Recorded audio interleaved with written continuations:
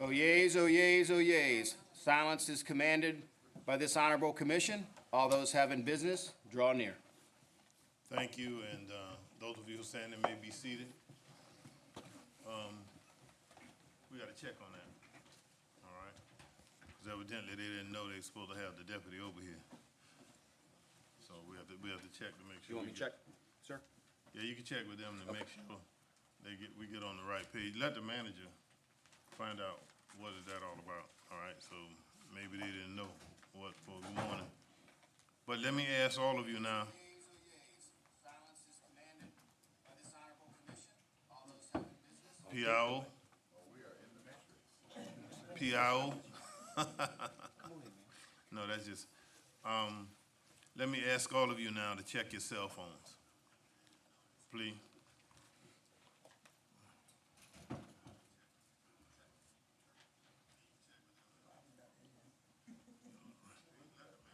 No, that's the replay, that's coming back. Is that what it is on my tablet?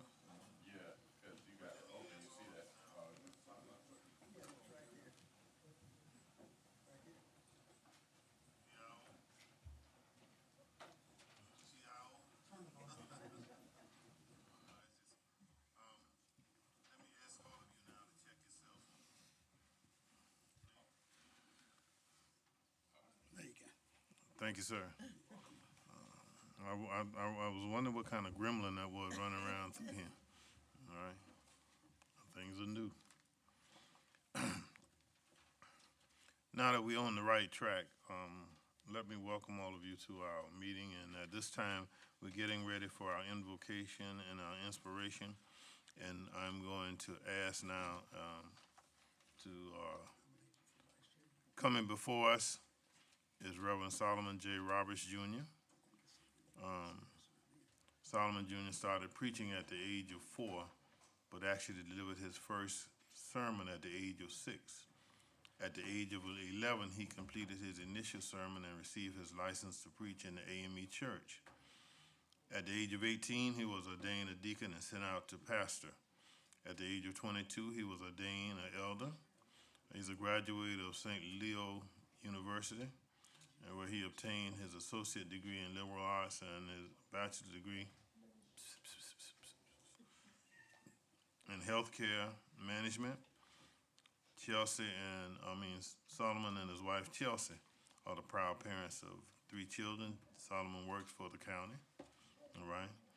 And he is presently a supervisor in the facilities and maintenance firm and the pastor of Greater Bethel AME Church in Sylvania, Georgia. So let me introduce to some and present to others Reverend Solomon J. Roberts Jr. And when he gets through with his inspiration and then he asks for invocation, I'm going to ask everyone to stand as he leads us in prayer. And then following that, Commissioner Whiteley will come and lead us in the Pledge of Allegiance. The floor is yours, sir. Good morning. Good morning to the chairman of this great commission, to the commissioners, to all of our elected officials, to the staff, and to the public. It is good to be here today to give words of inspiration. Forgive me if I use a lot of church terms, but I am a church man. Amen. Our devotion today comes to us from the book of Acts. In the book of Acts, talks about Saul's conversion. This historical event is world renowned. Talks about when Saul was on the road to Damascus. Saul was not one who was in favor of Christians, but he was one who wanted to convict the Christian. He was a person who many feared. And on this road to Damascus, he encountered something great. He encountered Jesus. A light shone all around him. He went down, and after the light hit him, Jesus spoke to him. And after Jesus spoke to him, when he arose from the ground, he was blind. The men around him heard what was taking place, but they did not see anything. Saul had to be led by his hands on this road to Damascus while being blind after his encounter. On the road to Damascus, we learned that terrible things can happen. On the road to Damascus, many suffer many things. But there was another man during this time who got word from the Lord as well. His name was Ananias. When Ananias received word from the Lord, he was told to go to the house of Judas on Straight Street. Now, when you get there, there is a man that will be praying who is blind. I want you to put your hands on him and restore him. Now, here in this text, I don't want to focus too much on the two men, but I do want to focus on the streets. You have Damascus Road and you have Straight Street. We understand on Damascus Road there will be things that will take place that you may suffer from. But when God gave Ananias word to go to Straight Street, there was something different that took place. On Straight Street, he was told to pray for Saul. And when he put his hands on him and he prayed for him, Saul received his sight. Saul had the urge to eat again. Saul received strength, and Saul straightway went out and preached the gospel. Today, I want to conclude with this. Focus on Straight Street, because Straight Street is where your healing will take place. Straight Street will be the place where you will receive your blessings. Straight Street is the way to your goal. May God bless you. May heaven smile upon you is our prayer. Let us pray. May we stand? Father in heaven, we thank you today for what our eyes have seen and what our ears have heard. We thank you today, O God, for the many blessings that you bestowed upon us. And Father, we thank you for the leadership that are all gathered here in this room today. Lord, we ask that you will allow wisdom, knowledge, and understanding to encompass all around them. Lord, we pray, O God, that you would keep them safe from all hurt, harm, and danger. Lord, we pray, O God, that you will manage each household that's represented here today. Father, let your blessings flow from rooftops to the floor, from east to the west. And Lord, we thank you for your many blessings. In Jesus' name we pray. Amen. Amen. Commissioner Law, Whiteley. Pledge allegiance to the flag of the United States of America and to the republic for which it stands, one nation, under God, indivisible, with liberty and justice for all. Thank you. You may all be seated. To Pastor Roberts, we thank you for coming with us this morning and bringing us your words of inspiration as well as your words of wisdom.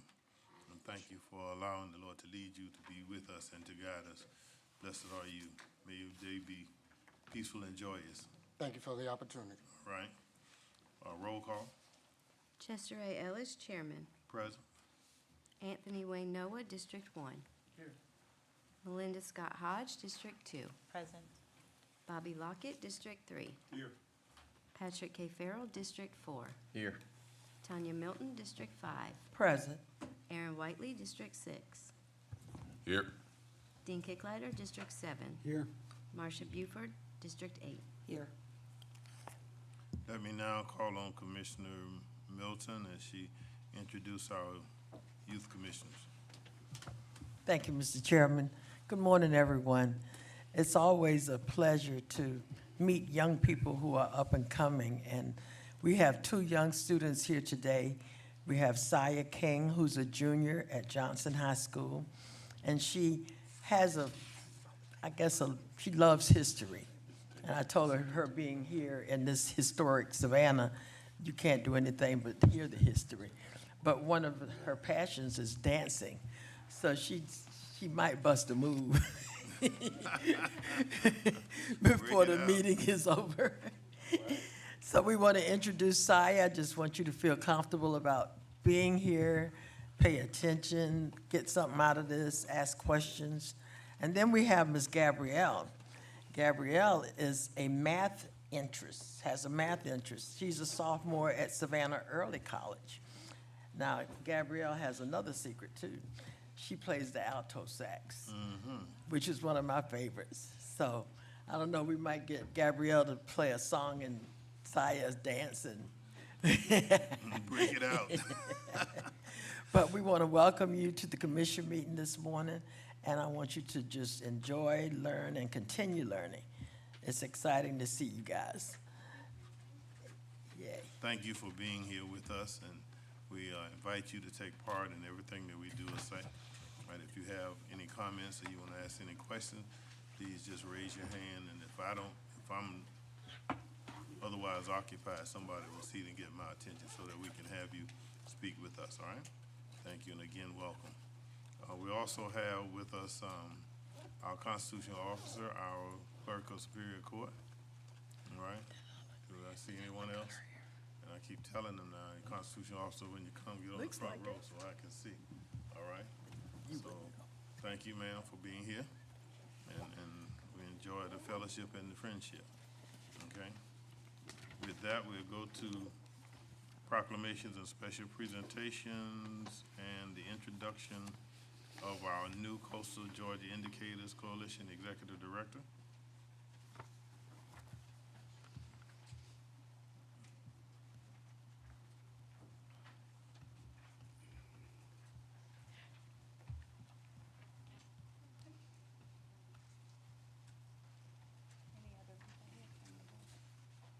Do we have any more board members present? Okay. So, good morning. I'm here morning. to introduce Kim Clifton. Kim is our new executive director at CGIC. Melanie Wilson is our board chair. Do you want me to go forward or? Okay. I'm gonna give a little bit of a resume. Kim has over 20 years' experience running nonprofits. She actually was in South Carolina for a long time. She ran a nonprofit called Halos, which worked with abused and neglected children. So she's had a lot of experience putting those pieces together between public and private partners. And we're very fortunate to have her here. She has returned to Savannah, where she grew up. And so welcome, Kim. Any words? I just want to say that we're really excited to have Kim come back to Savannah. Her family has made lots of contributions from the standpoint of service that they've given to the community, and I think that we're really fortunate to have her come and join us at CGIC. I think she'll do an amazing job, and will be an incredible partner to the county as well as others within the community. So, with that, Kim, I don't know if you want to say a few words, but all I've got to say is I think we're really fortunate to have her. Chairman Ellis, morning. Commissioners, good morning. Thank you for this introduction to you all. I hope to get to know you all individually and meet with you all. I am thrilled and honored to be here and representing CGIC. I'm excited to work with you in partnership with the county and our other community partners to make Chatham County the best place it can be for everyone here, for our entire community. But I am really happy to be back in Savannah and working on these important issues with you. Thank you, and thank you for your support of CGIC and the Blueprint. All right, thank you all. Now, would you all, three of you gather right there, Linda? Right in the middle, so that she can get the picture. Yeah, slide back over to the middle. Y'all over on the side. Ooh, slide. There you go.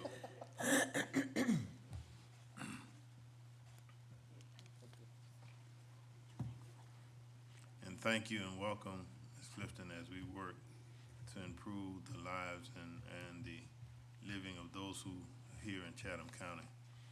At this time, we're gonna have a proclamation for retiring one of our own, Ms. Robin Mueller, who will be retiring from our purchasing department after 25 years, all right? And if she would come forward. Do we have that? There you go. Mr. Manager, you wanna go around? Linda?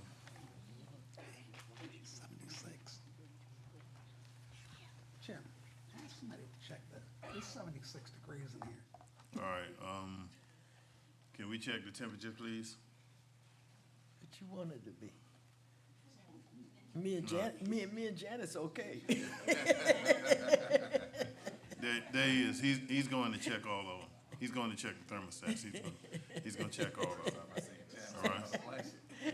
It's like South Florida in here. Yeah. He's checking all of them. He's going to I check all thought of it them. was just me. All right. The County of Chatham, Georgia proclamation, whereas Robin Mueller started her employment with Chatham County 25 years ago at the Sheriff's Office, moved to the Purchasing Department and Contracting Department, starting her more than 17 years of a meaningful and successful career in public procurement. Robin became Assistant Procurement Director in 2015 and advanced to the Purchasing Director in 2023. And whereas Robin's mission, along with that of the department, was to maintain a procurement system of the high integrity which maximized the value of taxpayers' dollars spent by Chatham County, which can be seen by the citizens of Chatham County in projects such as the new courthouse building, Second Harvest Building, the Mighty Eighth Museum expansion, and all of the public libraries in Chatham County. Now therefore, I, Chester A. Ellis, Chairman, on behalf of the Chatham County Board of Commissioners, do hereby salute Robin L. Mueller for 25 years of dedicated service to the citizens of Chatham County and extend best wishes as she enter into a new realm of her life. In witness whereof, I here to set my hand and cause the seal of Chatham County, Georgia to be affixed this 27th day of January 2025. And I'm gonna tell you the running joke between Robin and I is I wanted to know, I asked her, did she bring me a letter from each one of the commissioners saying that she could retire? All right, I was not, but she has some other things going, and we just thank you for the years of service that you have dedicated to the citizens here of Chatham County and how you have worked to bring about the best that we, the procurement department, the purchasing department can be. And I thank you for, one of the things I thank you for the most is throughout your tenure, the integrity was always there, and it's still there. And I'm glad that you set those high bar and standards, all right? So whomever comes after you can't let us down. There's no place to go but up. And so we thank you for the footprint that you're leaving in the sand. The mic is yours. Well, Chairman Ellis and Commissioners, I appreciate the proclamation, and I do want to thank the county manager and assistant county manager for their support of myself, the purchasing department, and its missions. It has been my privilege to serve for 25 years. Some people today will be getting their 5-year acknowledgement, and I remember back then, so it has come really too quickly. And I've had the pleasure in purchasing. You have the duty, but it's also the pleasure of working with many county departments. And I have to tell you, they're some of the most hardworking, dedicated professionals that I've ever encountered. So it will be hard to leave them, but I really believe the most important team members of the county is the purchasing team. And they are here today. So Y'all stand up. please, come on. Yeah. And even though this department is small, they are mighty. So anything from a pencil to vertical construction involves procurement. So I want to recognize them and thank them. Yeah, nope, not going to do that, but thank you. All right.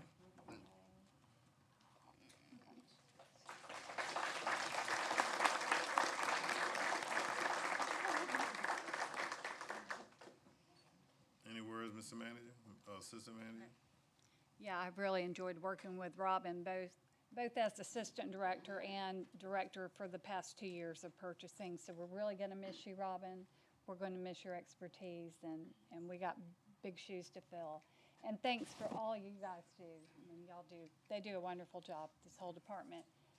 Jean, she is going to be our interim director, Jean Fleming. right. while we try to hire someone to fill Robin's shoes. Yeah.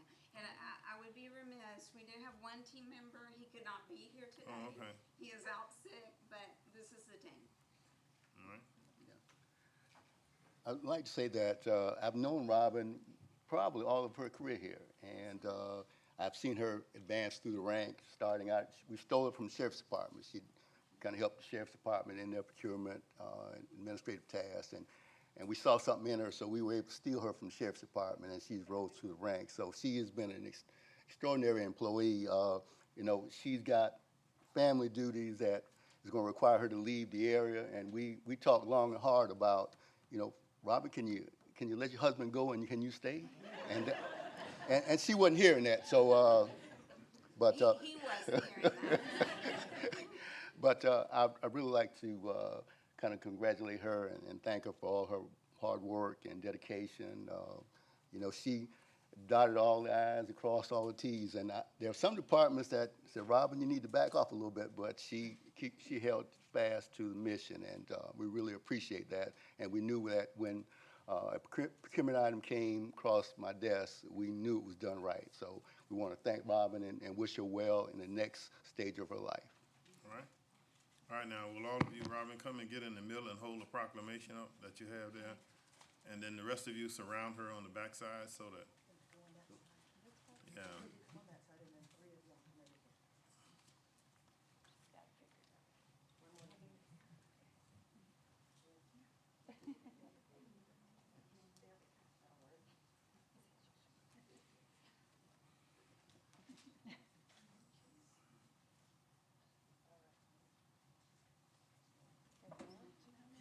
I heard it close.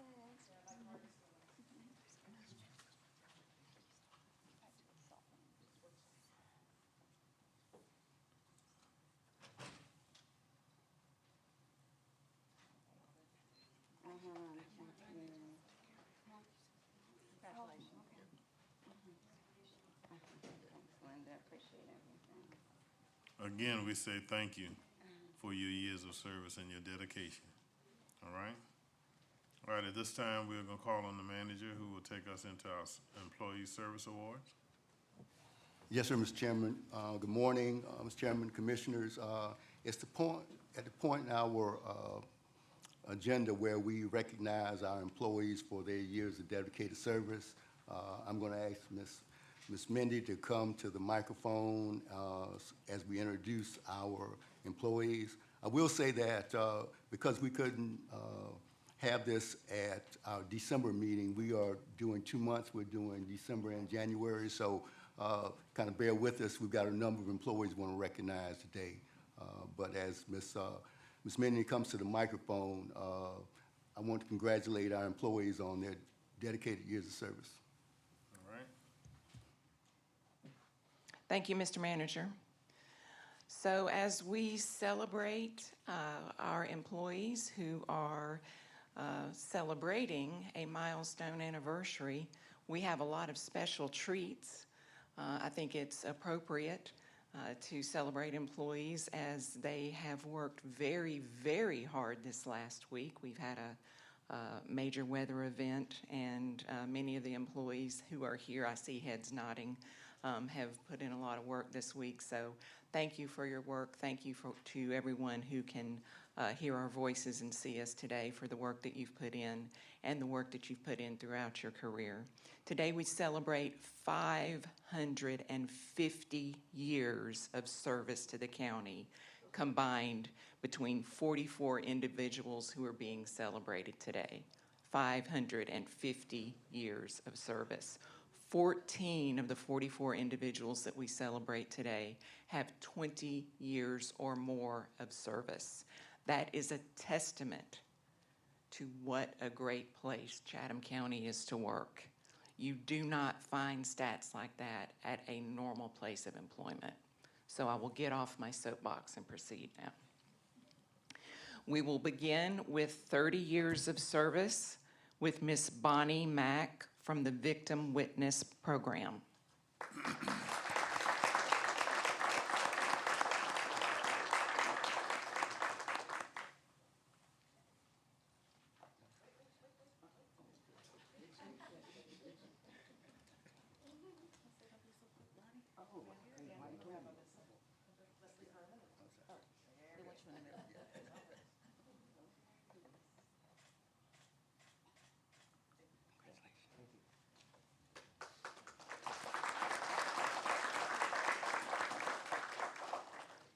Also with 30 years of service, Gary Redman with facilities maintenance.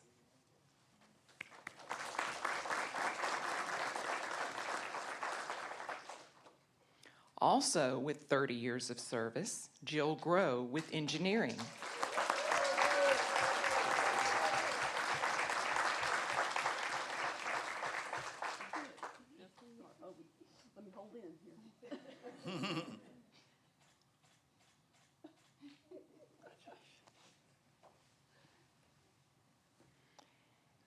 And last but certainly not least on the 30-year list, Miss Danielle Hillary with the County Manager's Office.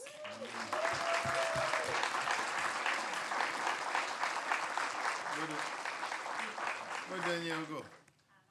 She had an appointment this morning. Oh, okay, all right. With 20 years of service, Commissioner Helen Stone.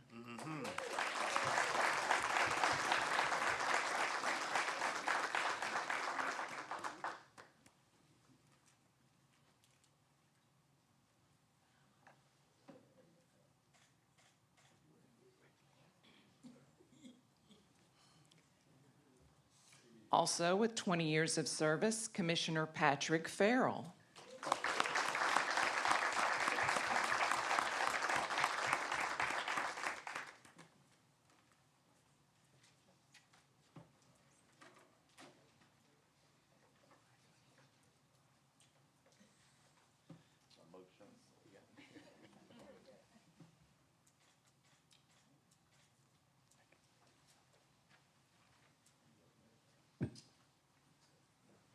With 20 years of service, Director William Wright with Public Works.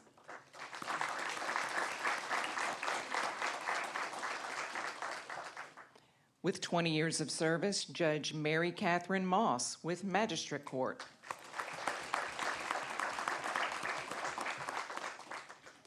Also with 20 years of service, David Anderson with Engineering.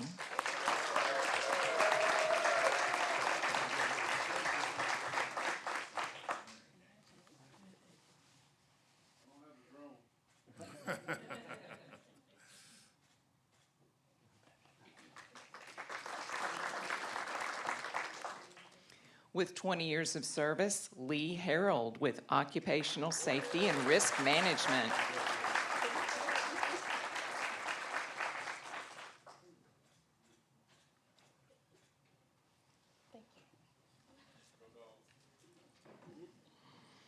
With 20 years of service, Laura Lane with the District Attorney's Office.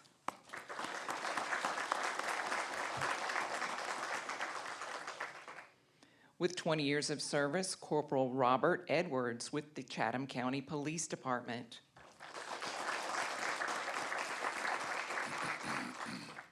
With 20 years of service, Samantha Smith with Chatham 911 Communications.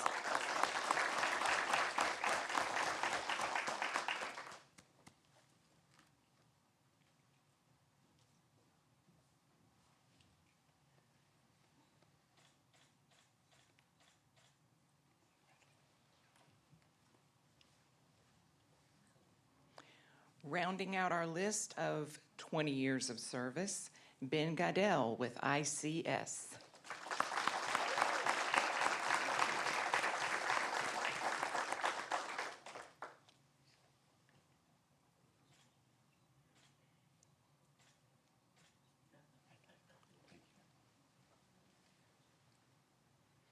With 15 years of service, Tarsha Rogers with Public Works.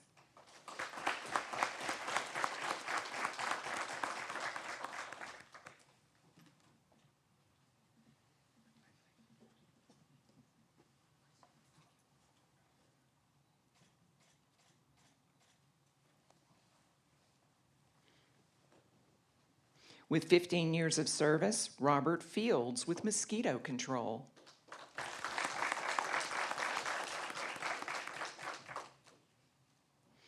Also with Mosquito Control, Laura Peedy with 15 years of service.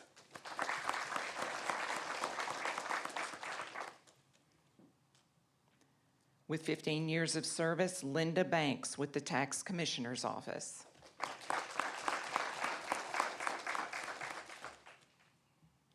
With 10 years of service, Daniel Glass with the District Attorney's Office.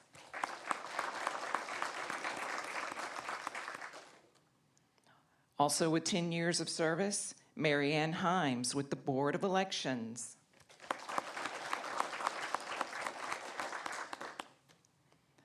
I Love Addison with voter registration with 10 years of service.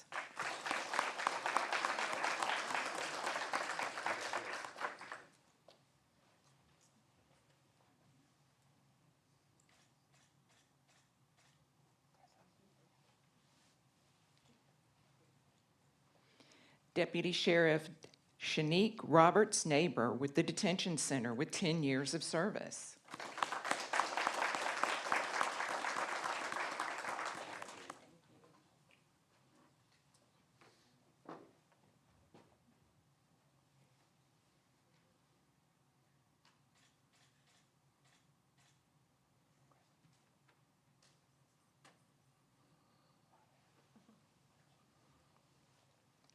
Corporal Laura Mendiola with the Detention Center with 10 years of service.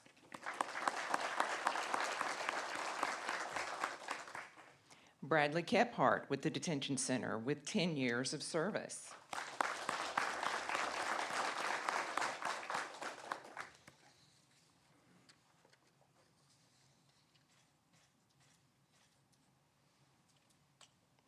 Janet Fedak with the Sheriff's Office with 10 years of service.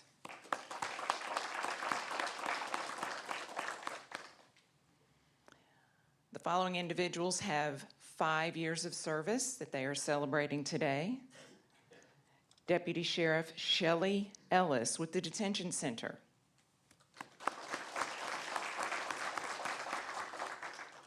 Corporal Jason Collins with the Detention Center. Willie Brown with Facility Maintenance.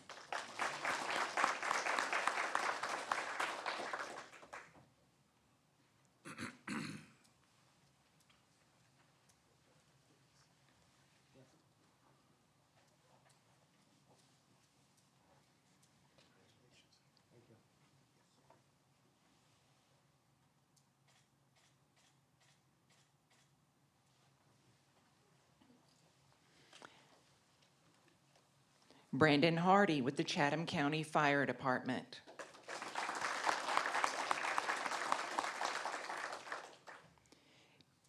Pierce Graves with the Chatham County Fire Department. Matthew Quarles, Chatham County Fire Department.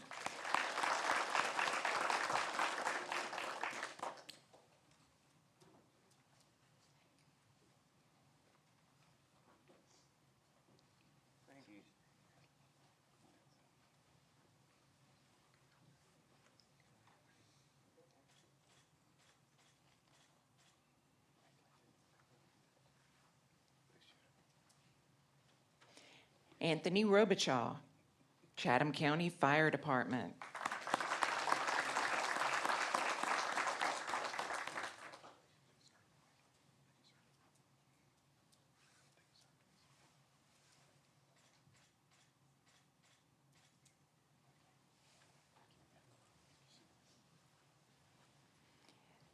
Tina Hess, Indigent Defense Unit.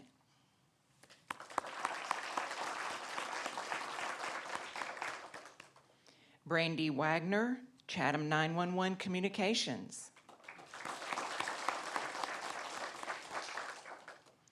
Desiree McWilliams, Clerk of Superior Court.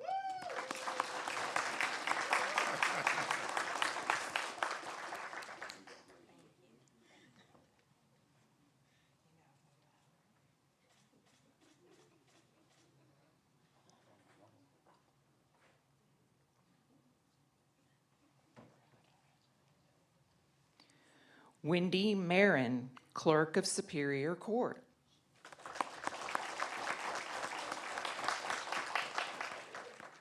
Delia Blake, Clerk of Superior Court.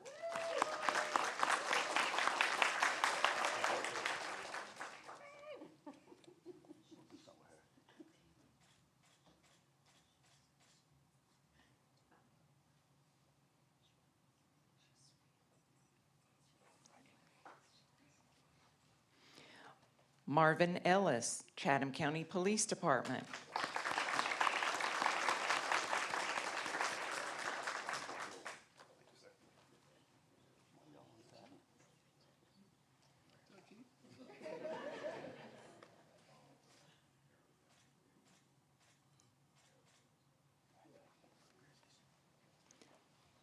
Edward Daniels, Parks and Recreation.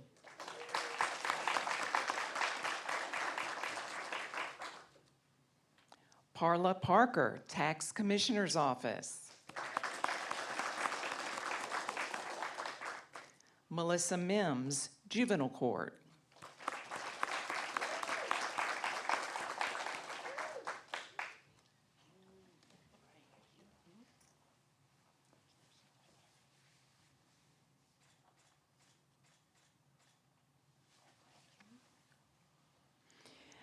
Jessica Amoroso, Child Support.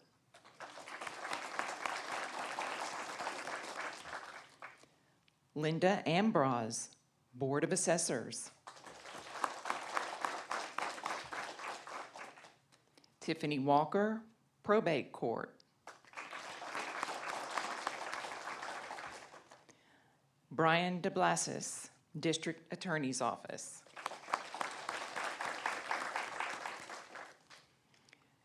To all of you, Chatham County thanks you for your service.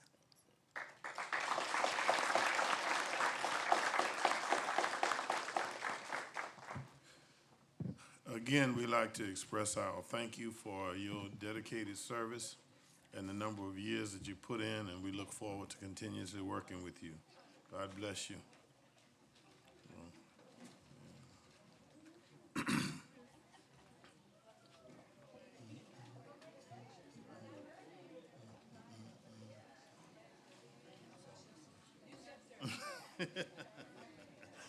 Empty out.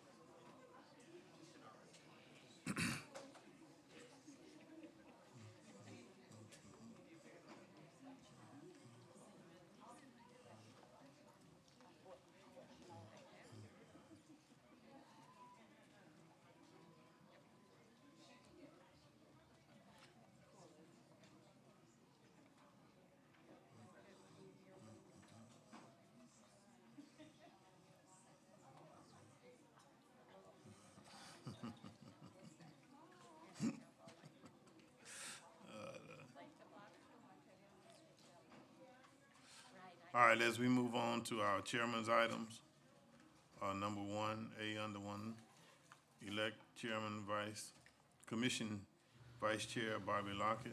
Is there a motion? So moved, Mr. Chairman. Second? Second. Probably motion is second. All right, probably motion is second that Commissioner Bobby Lockett be elected as the vice chair. All right, ready for questions, Commissioner? Yes, sir. Thank you, Mr. Chairman. I just, as the, I guess the, no pun intended, dean of this delegation, starting my 25th year here this year, although I'm still one of the youngest up here. I want to give a little bit of history about the past, the way this body selected its leadership positions. The vice chair and the chairman pro tem, during all of the 6 terms that I served, the 24 years, today marks the 7th term.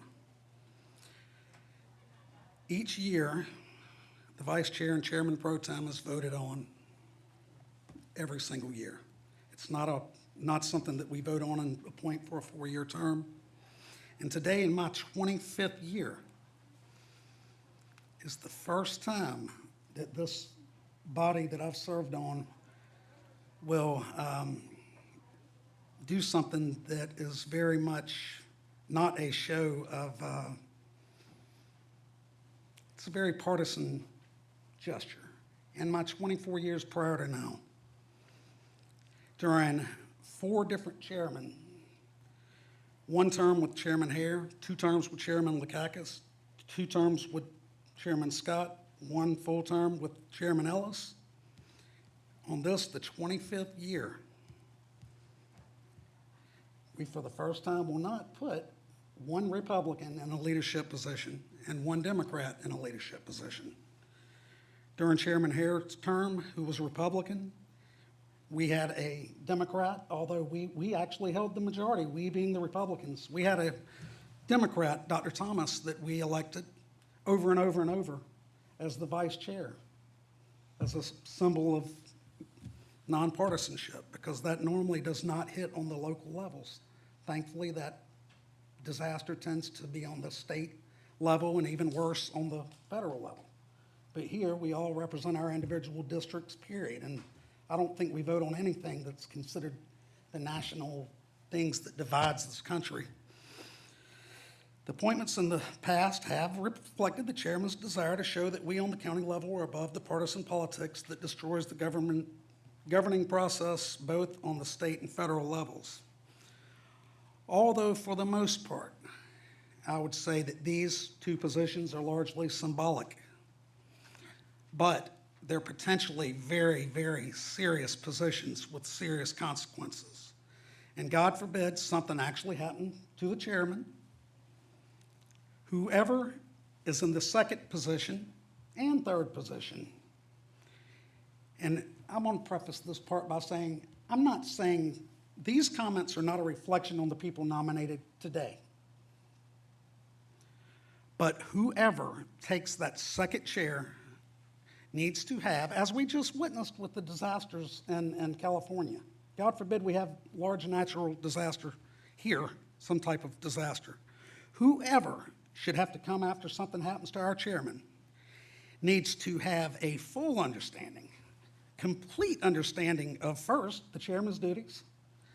They need to understand the emergency powers, what the emergency powers are.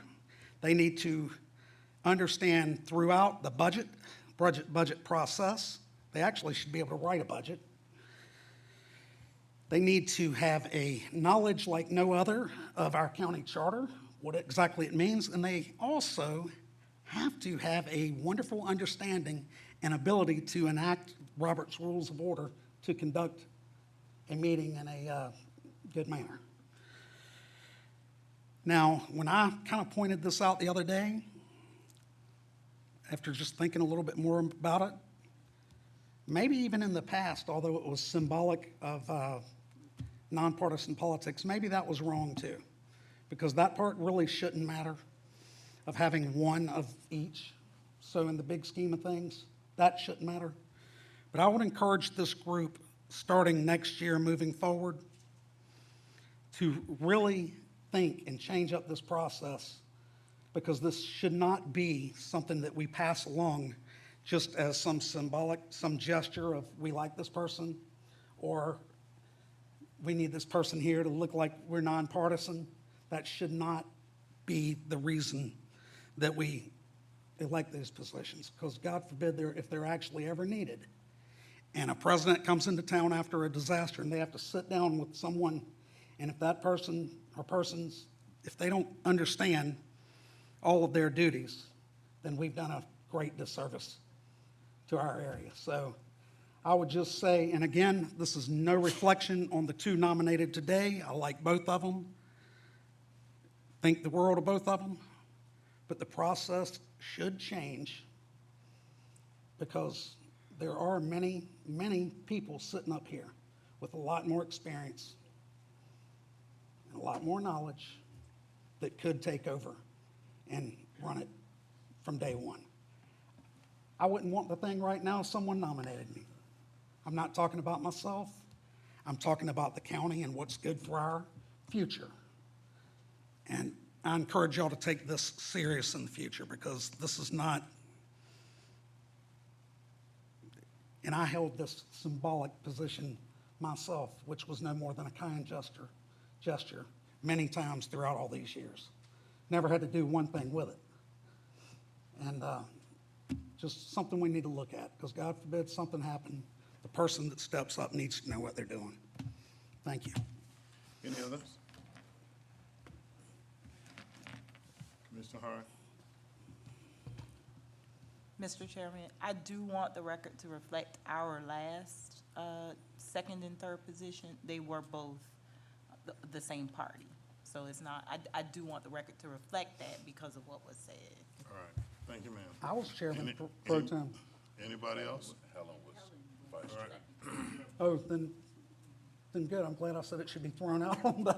okay, all right. Mr. Chairman? I would like to. I wish you would. Okay. Thank you. Please vote. Come on, cast your votes. Please vote. All right, let's move on. Elect Commission Chairman Pro Tem Melinda Scott Harris as the Pro Tem. Motion Is there a approved. Second. Properly motion is second. Are you ready for the question? Any questions? Please cast your votes. Waiting on 8. All right, there we go. All right, no commissioner items. The item that's on the table, we will ask that it remains on the table, all right?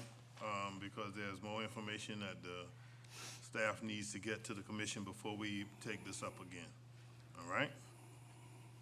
Do I need a motion for that, John, or just can just let it stay? Just let it stay? Okay, all right. Let's move on to items for individual action. Reappoint Bobby Lockett to the Chatham Area Transit Authority. Is there a motion? So moved, Mr. Chairman. Properly motion is second and ready for the question. No questions, please cast your votes.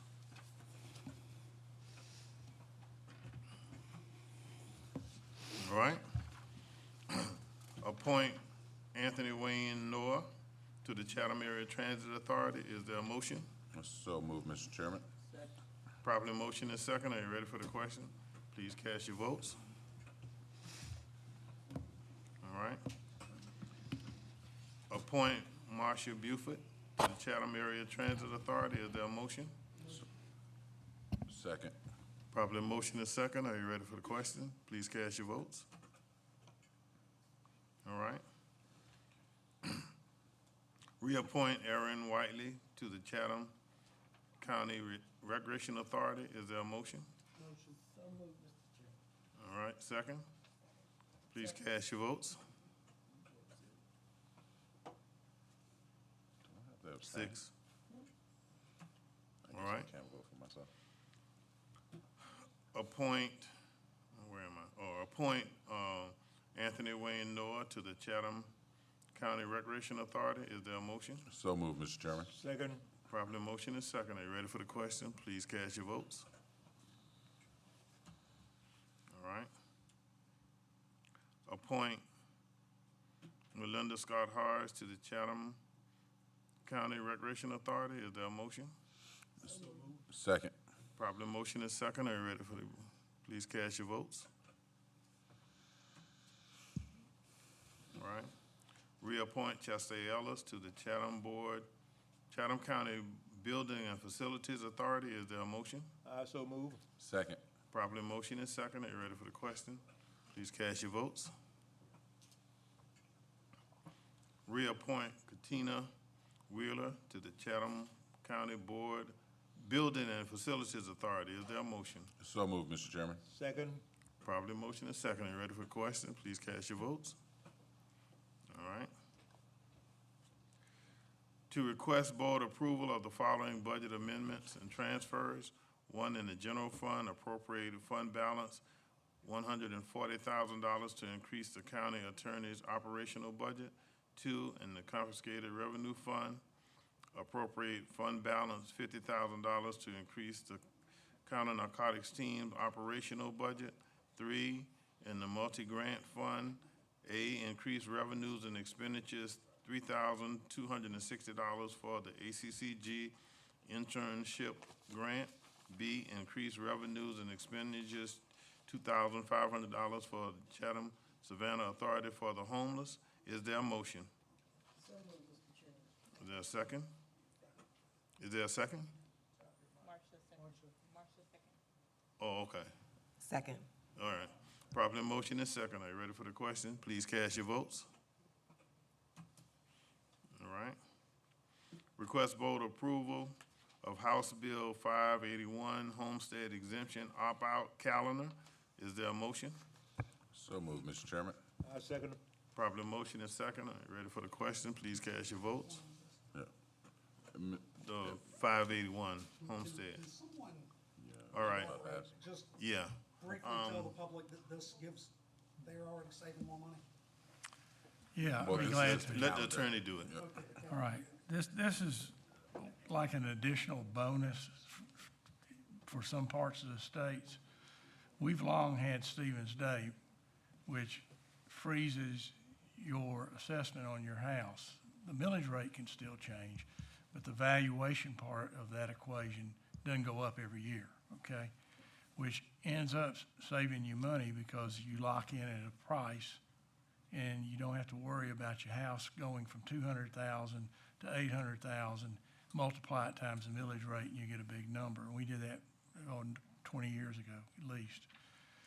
And it's been successful and it's been copied throughout the state. Now, the municipalities have a separate thing for their city taxes, and most of the municipalities have adopted the same Stevens Day, except they've added a cost of living increase measured by some type of index, which isn't as good as freezing it for the taxpayer, but it's still good. 581 is being presented as a bill that creates a homestead exemption, which you can then use to level out or establish a base year, but goes up by cost of living every year, measured against the index of inflation. So while you may have a freeze initially, every year that inflation is high, it's going to go up by that percentage rate. But it cannot exceed, I can't remember, 5%, 6%, something like that. So the bottom line is you can't do any better than a freeze. So most. My other question, if I may, I'm sorry to interrupt.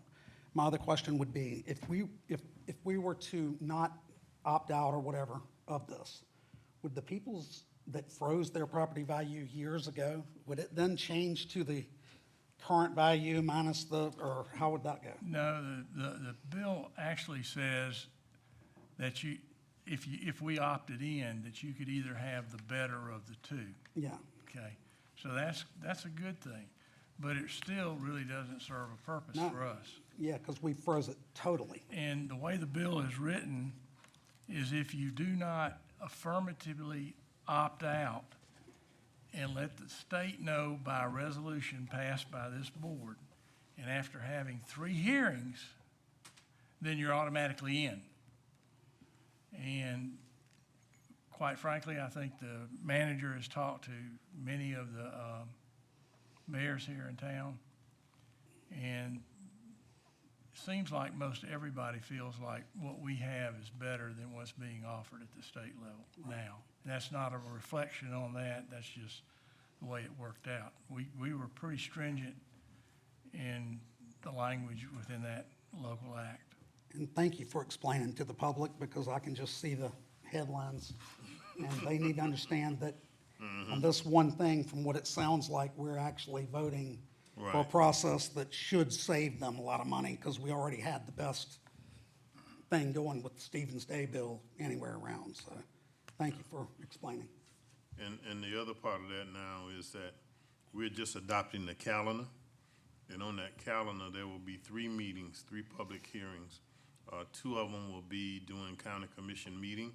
The 3rd will be in the evening for the public to come and get more information, all right? So that's what we're doing.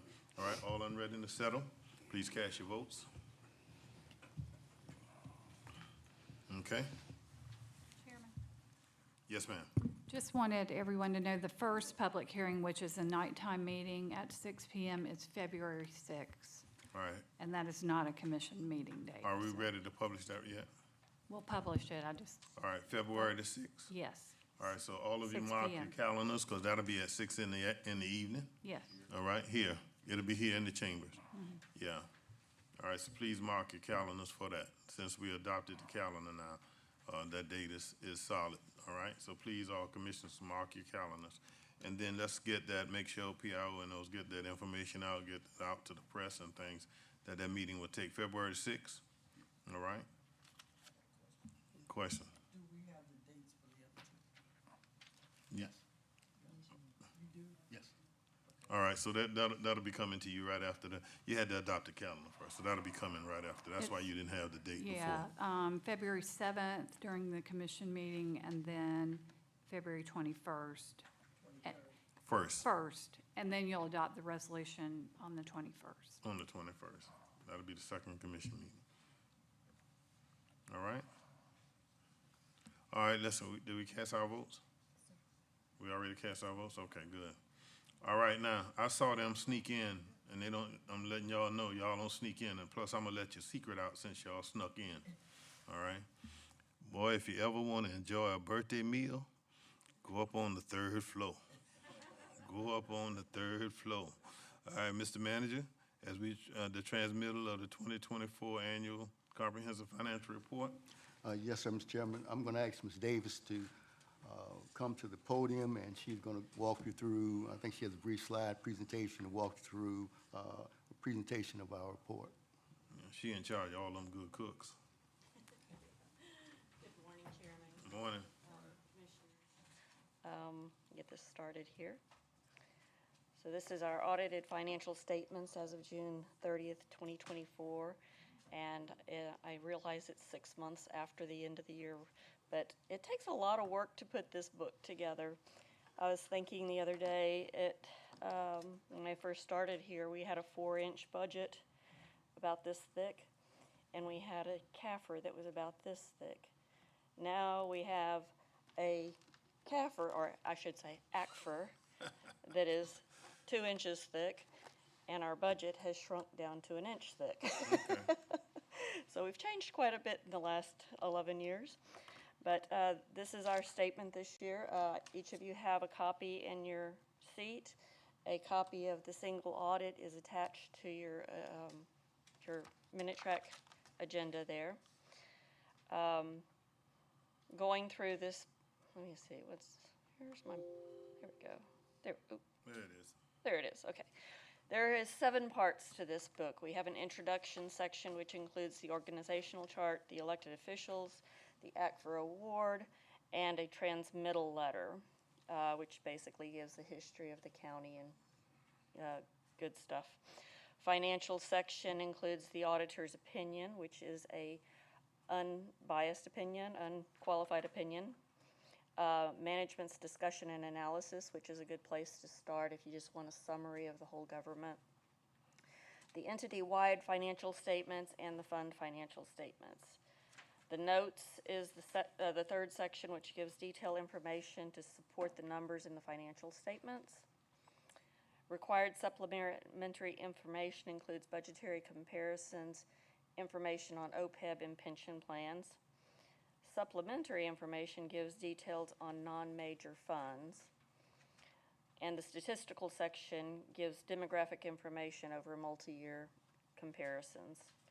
And then the final section is the state mandated section, which includes the sales tax information, hotel motel taxes, energy excise taxes, and child support program information. Oops. On our balance sheet, this is an entity-wide balance sheet, and this compares 2023 to 2024. The net increase in net position was about $180 million. Primarily, most of that is from sales taxes that we have collected but have not yet spent.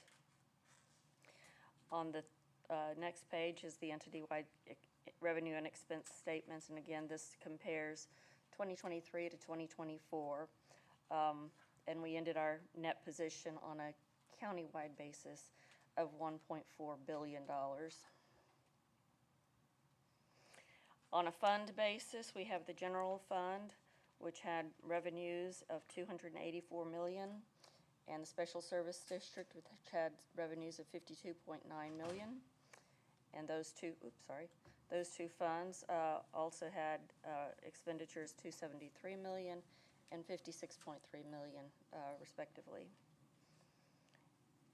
And our fund balances, the general fund ended with a total fund balance of 90.3 million. 76.3 of that is our 3-month reserve policy. And in the special service district, 23.1 million with 15.6 as our 3-month requirement. And of course, we have also received the Certificate of Achievement for Financial Excellence in reporting once again for 2023, and we anticipate it to be in 2024. I believe this is our 40th year to receive this, consecutively 40 years. So I just always like to highlight that. We also have our lead auditor here, Trey Scott with Malden and Jenkins, if you have any questions on the audit. And before I introduce him real quick, I wanted to introduce my staff because they're the real stars of the show. If they would stand, please. We have Maria Spears, Vicky Center, Irene V, Elisa Fish, oh, I'm sorry, Tanya Thompson, Estelle Brown, and Serena Williams. Serena Roberts. Didn't know we had a tennis great here. Yeah, Serena, okay. They're the real stars of the show. They have put this together and spent many hours doing so, and the heavy lifters of the group. So with that, Trey. Mr. Chairman, Good morning. Commissioners, good morning. Again, my name's Trey Scott. I was one of the partners who oversaw the audit of the county's 2024 financial statements. And I'm trying to think of some things I can say outside of what Ms. Davis said. She did say you all have received that certificate for 40 consecutive years. What she failed to mention was you all have received that certificate since the program started in 1984. So that's certainly not something that I can say or see everywhere I go. There are certain things that I'm required to communicate to you all, and she mentioned an unmodified opinion, which that's exactly what you're looking for. It's a clean opinion. It's the highest level of assurance that we can provide to you as your external auditor, so that's certainly a great thing. We had no disagreements with management in the performance of our audit, had no issues as it relates to the audit process. You got a really professional group of people that work in the finance department. Certainly some folks that I think you all should be very proud of. And with that said, I'd certainly be happy to answer any questions about the audit process that you all may have. All right, any questions now from any commissioner? None? None? And from the youth commissioner? All right. The fun part is when you have to look at this whole book, all right? You have to go through that. And we get it now, and I think that it's good for the commissioners to get it now because as we look at this book and look at the numbers and the figures and so forth in this book, we're getting ready now for the budget to be transmitted to us. And I think that if you look back at 23 and 24, all right, it'll give you a good path as to where we're going in 25. And let me just say, on behalf of all of us sitting here, the commissioner, we just thank you all for the work you do, all right? Thank you all. And I know that you won't have no problem straightening us out if we get crooked, all right? It's always been a pleasure to serve the county, and we certainly look forward to serving you all in the future. And we look forward every year to having a clean audit, all right? It means that all our ducks in a row, right? And the swan is in the pond. So thank you so much for what you all do and how you do it and the manner that you do it in, you know, with integrity and things that come along with it. So again, thank you, thank you, thank you. All right? Mr. Chairman. Yes, sir. I would, particularly for our newer commissioners, I would encourage you to take an opportunity to skim through the book. And please, if you have any questions, Ms. Davis and her staff, they stand ready to walk you through this. But if you've got some spare time, particularly if you can't sleep, this is a good book to look through. And staff will be happy to, you know, kind of explain the numbers to you. I wanna differ a little bit. I don't want them to skim through. I want y'all to read through, all right? And that's for all of us up here because then when budget time come, we'll have a solid foundation for asking questions of where we're spending money, and you'll be able to tell your constituents what it's costing us to do those kinds of things, all right? Anything else along the line? All right, let us go now to the Chatham County Police Department Quarterly Report, by Chief Hadley. Thank you all, ladies, again. And when we eating again?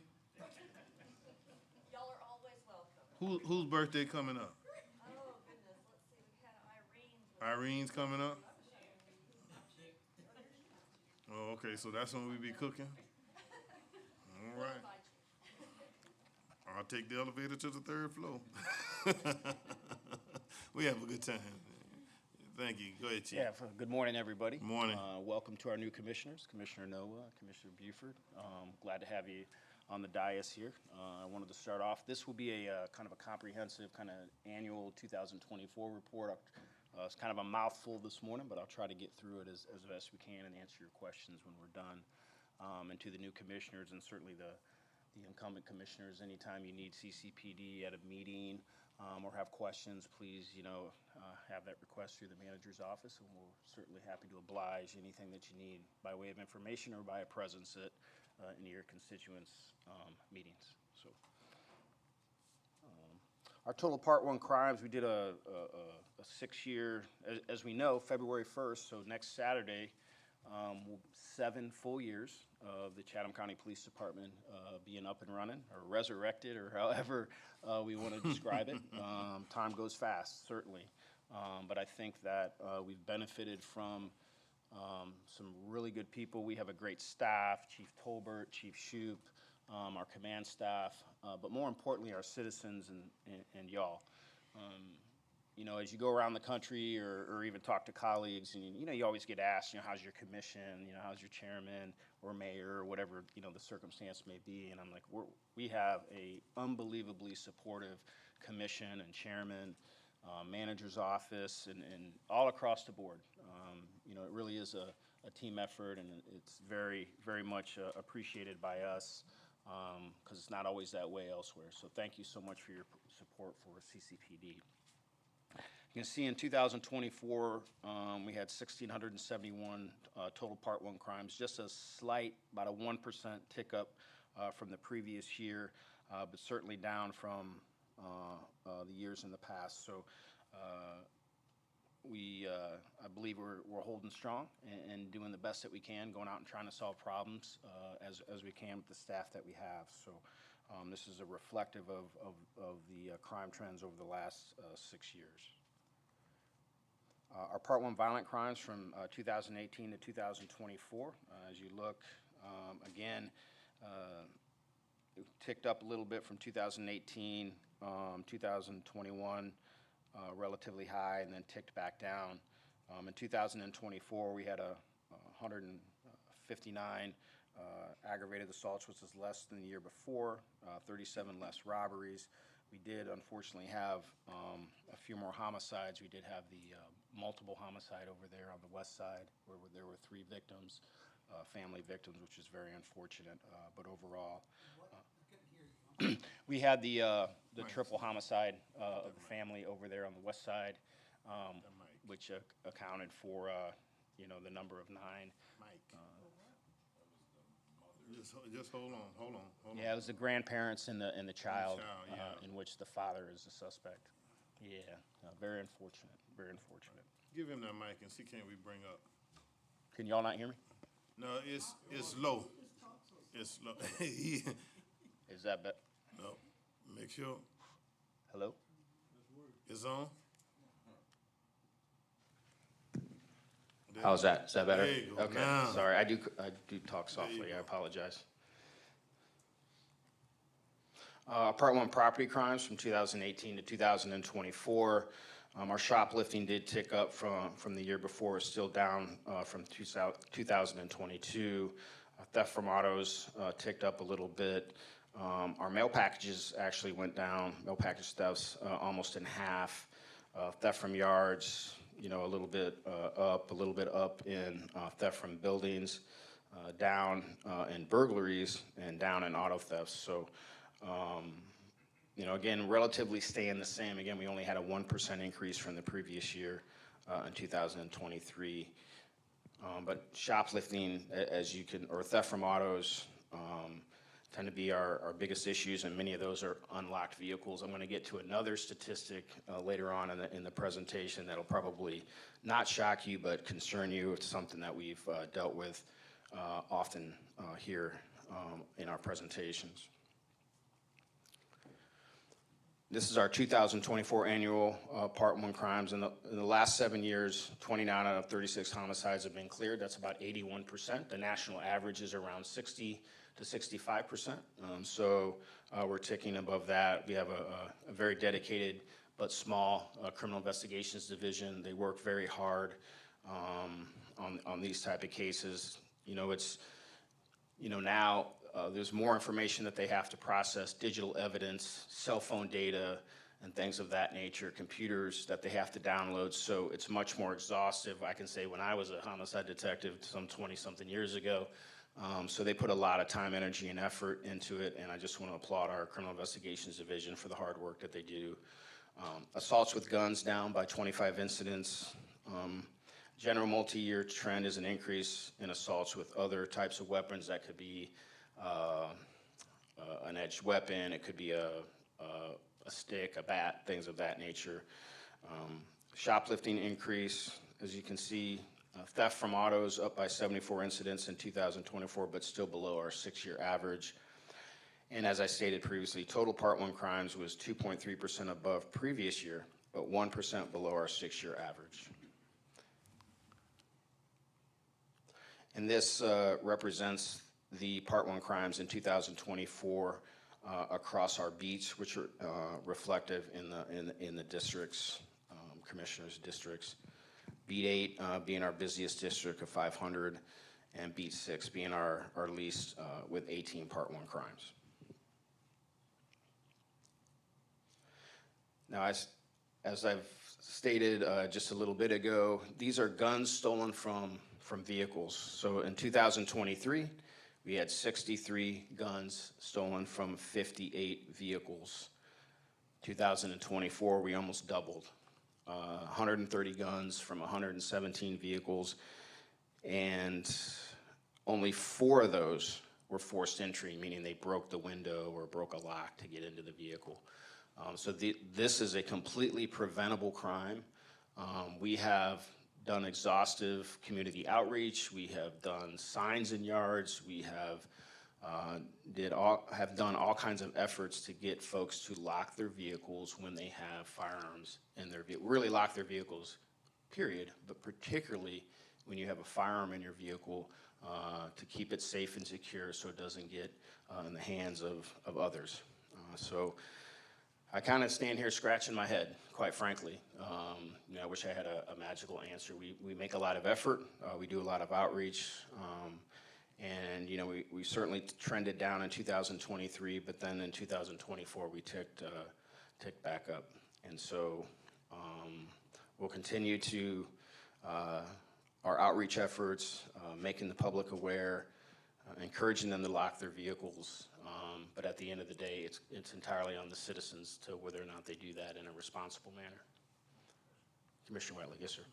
So if somebody is arrested for breaking into a vehicle, what charge is that? That's would that be like entering an auto? Yeah, it'd be entering an auto or burglary of a conveyance. Is that a misdemeanor or It's a felony. Yeah, it is. Yes. Yeah, because I know there's more organized efforts to go into vehicles, and we're seeing that a lot. And I mean, just you're scratching your head, just like all of us. I wonder if maybe harsher penalties for those entering autos are something that we could control. But that would still enter an auto. That's a state crime. It's a state crime. I mean, it's very dependent on the person's criminal history, whether or not they were on probation or parole at the time, if they committed the offense. Certainly,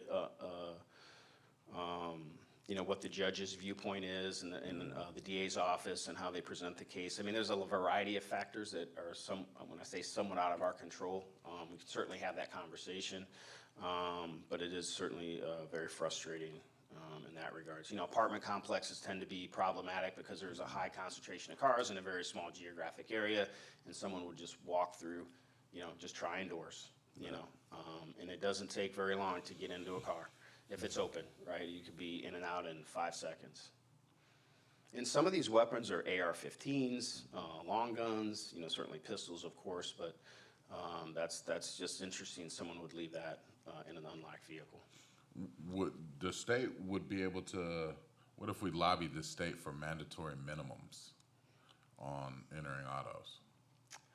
That's certainly an approach. I mean, that's certainly. I'm just brainstorming here. Yeah, we'll I know, talk and about I it. applaud, I will say I applaud, I mean, there's different viewpoints. I do applaud Mayor Johnson in the city of Savannah in passing an ordinance relative to if you're report a firearm stolen from an unlocked vehicle, there could be an ordinance violation relative to that. You know, the other argument to that is that people won't report them because they don't want to get in trouble themselves because they failed to lock their vehicles. So, you know, it's kind of, you know, six in one and half dozen of another. But they're trying to do something. You know, they recognize there's an issue and they're trying to do something. Yes, ma'am. Did you say an AR-15? Yes, ma'am. I just wanted to make sure I heard that. Yeah, Yes, you did. AR-15. Yes, you did. Yes, ma'am. Those are what they consider the long guns. Chairman. All right, hold on a minute. That program, how's that working, that charging you leaving your gun in your car, leaving your car? So it's my understanding that if an officer gets dispatched to a theft from auto in which a gun was stolen, and they're able to determine that the car was not locked, and even if the owner acknowledged, yeah, I didn't lock my car, because there's no damage to the vehicle, there's no broken window, there's no damage to the lock, it wasn't pried open, they could, based on their investigation, issue an ordinance violation for failure to lock a vehicle and keeping a gun safe. That would then go through the recorder's court. I'm not sure the penalties and the fines associated with that, but they could be facing a fine for failure to lock their vehicle in which a gun was stolen. Do you know if there has been a case where they faced a fine? I do know they've written some citations. I don't know what the adjudication was. I'm not sure what the final outcome was. I do know that I believe the ordinance was challenged in terms of its legality, and I think it was upheld by the Attorney General, if I'm not mistaken, or the Georgia Supreme Court. All right, I have a question here. Make sure you mic. Thank you. First of all, thank you for everything the department is doing. I want you to pass that along. I get nothing but great feedback that the visibility in the community is exactly what they wanted to see years ago when it was sent back to the county or brought back to the county. On slide 5, you state that the cleared cases are 81% on homicide. What is the national average on that? Is that high? Is that low? Is that The national median? average is around 60 to 65% clearance rate on homicides. Okay, good. All right, any others? Yes, ma'am. Yes, ma'am. Turn your mic on. You gotta speak in the mic. Make sure you got a green light. Yeah. Okay. I was wondering, do you think like some people on purposely leave their car unlocked with the gun inside? Cause it's like you got a gun, an AR-15 in the back seat or in the trunk. Like, do you think they on purposely did that? I don't, honestly. I think we are all so busy in life that we become neglectful. And when you keep a firearm, this is just Jeff Hadley's personal opinion, when you keep a firearm in your vehicle all the time, it just becomes kind of a normal part of your vehicle, whether it be your registration, you know, whatever you have in your glove box and things of that nature. You know, we're on our phone, we're texting, we're pulling into the driveway, we're trying to get groceries out, we're picking up kids, whatever the case may be, people just get very busy and they pull in and they just become neglectful and they forget to lock their vehicle. That's what I would like to think. I can't imagine what anybody would want to leave their car unlocked and also leave a gun in view of anyone walking by that could look in the car and go, oh, wow, there's an AR-15 laying in the back seat. Let me grab that. I don't know what the reason would be for someone to purposely leave it, their car unlocked and in view of someone that would take it. Oh, and also, I know there's like, y'all like penalized for leaving the car unlocked with the gun in there? The city of Savannah does. They have an ordinance for that. The county does not. But like, I feel like if you don't penalize for it, it'd be more people coming up front and telling you, oh, I accidentally left my car unlocked and there was a gun inside.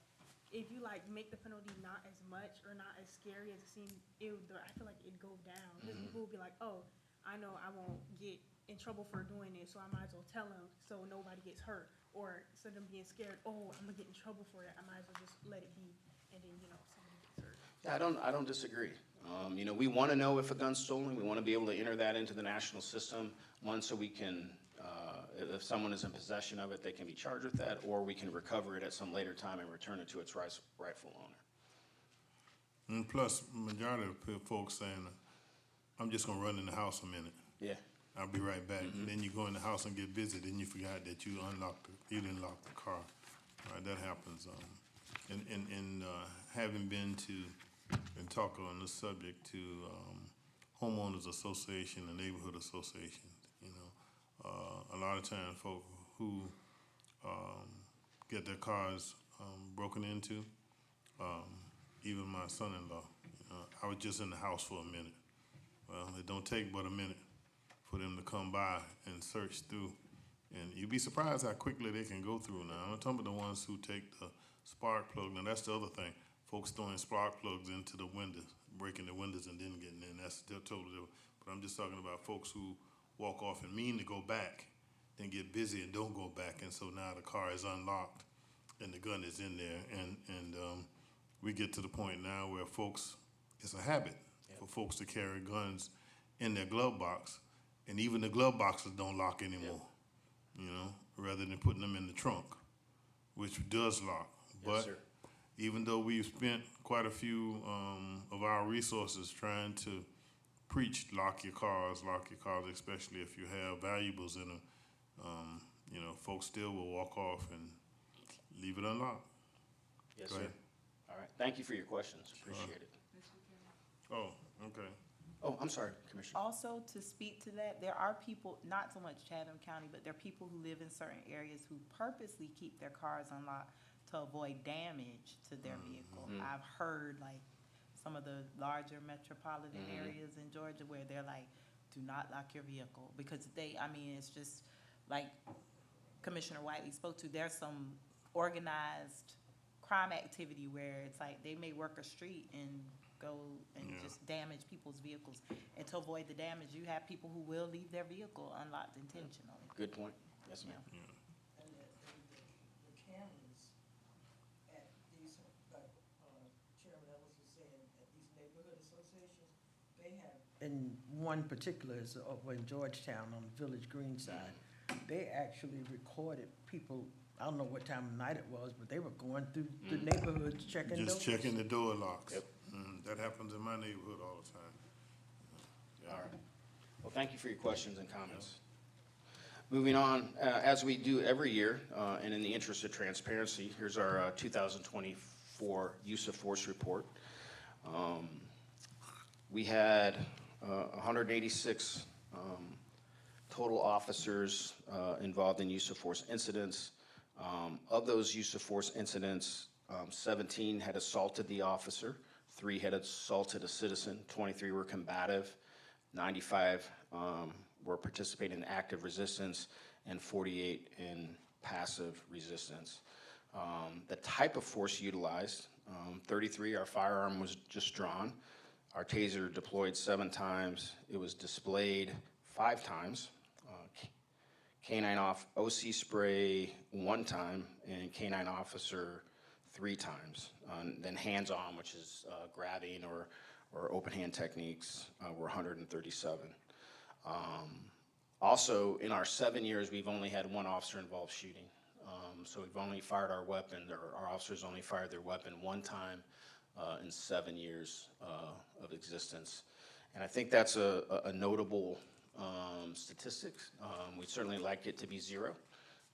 However, that just wasn't the case, but we provide our officers with an enormous amount of training, not only on the front end when they come on the department through the police academy, but ongoing use of force training throughout their time at Chatham County Police Department. So, moving on, and then the use of force frequency. So 0.2% of the time, relative to our 56,285 calls for service, where we had contact with citizens, only 109 of those involved force. So about 0.2% of our contacts with citizens ended up in any type of use of force. In relative to our percentage of arrests, only 8.5% of the time when we effected arrest resulted in use of force, or 91 times. Arrest with no force was 976 times, or 91.5%. We made 1,067 arrests made in 2024. We also like to provide demographic data, race and gender, and use of force. I believe that's important. I think that's a question that folks may ask. We try to be transparent and upfront about that.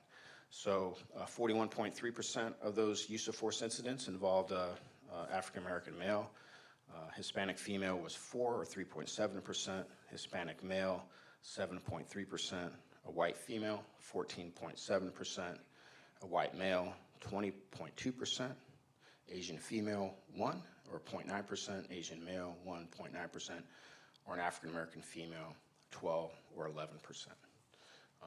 Again, this is in the interest of transparency, and we have provided this data every year since we've had the data. We wanted to highlight our behavioral health unit. I think it's kind of a shining star, or one of the gold standard programs for the Chatham County Police Department. A lot of thanks go to Sergeant Hiram Rivera, Tara Jennings, Lydia McCrary from Chatham County Fire Department. I think it's an absolute benefit and resource for the community. This goes through some of the statistics that they had in 2024. They handled 217 suicidal subject calls, 317 mental health persons. They have 201 active clients, and they conducted 235 follow-up encounters. Over to the left, it shows the age demographic in terms of those clients, the sex, 60% male, 40% female, the race of those clients, 31% African American, 62% Caucasian, other races of 5% and 2% unknown.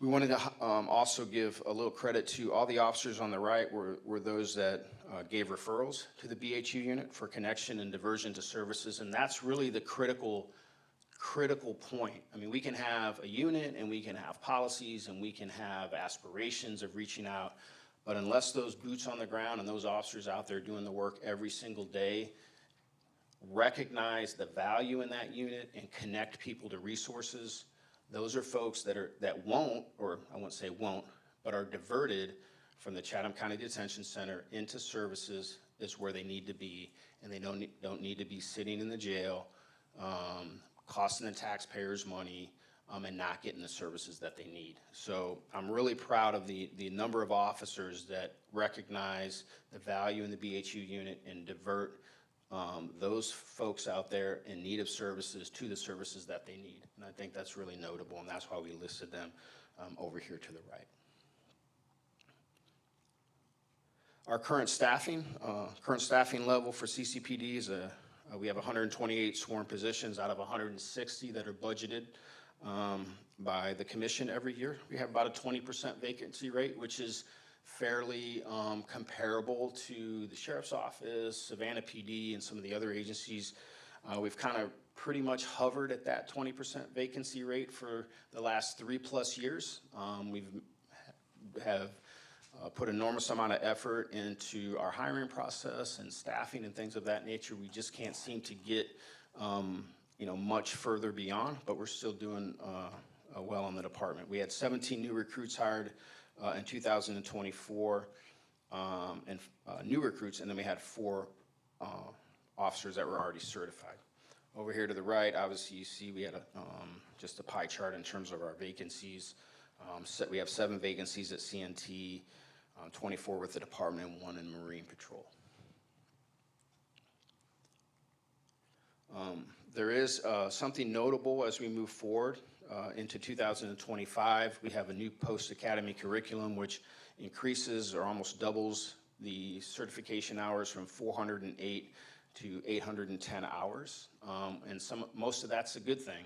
The downside to that is they're only going to have 2 academy classes a year here at Gypstick in Garden City as opposed to 4. So that reduces the amount of academy sessions that we'll have. So we're going to have to be much more strategic in terms of getting folks into those 2 academy classes. The new topics include active shooter, crisis intervention, tactical casualty control, officer resiliency, extremist groups, election security, advanced DUI enforcement, and others. Many of those things we provided to our new hires after they got out of the academy. So that may reduce time from when they graduate the academy to the time we get them out there on the streets, because they usually spend about a month with us before they go out into field training. So there's some give and take there. Again, we only have 2 police academies per year, so we're going to have to be, again, very strategic in our hiring. Moving on, I just wanted to, I know obviously a lot of attention came through the Leilani Simon guilty verdict. October 25th, she was found guilty on all 19 charges, to include malice murder and felony murder, and she was sentenced on November 1st. I highlight because it happened within 2024. This is, in my understanding, was the largest investigation in Chatham County history by way of resources. And I say that because there were so many people that participated in that, and we had to lean on to reach this final conclusion. I think it was a testament to the hard work that the detectives did, that the county did, Parks and Recs, Public Works, ICS, the manager's office, budgeting. There were so many other components that went into this investigation because of the support that we needed to search a landfill for 3 weeks. It's not an easy, obviously, endeavor to undertake. The FBI was extremely critical in assisting us. So I say that in terms of, it was kind of our Super Bowl, and to have it result in a guilty verdict on all counts really was a testimony to the work of the entire county as a whole. So I just wanted to highlight that and thank anyone and everyone for all the hard work that brought justice to Quentin Simon. All right, question?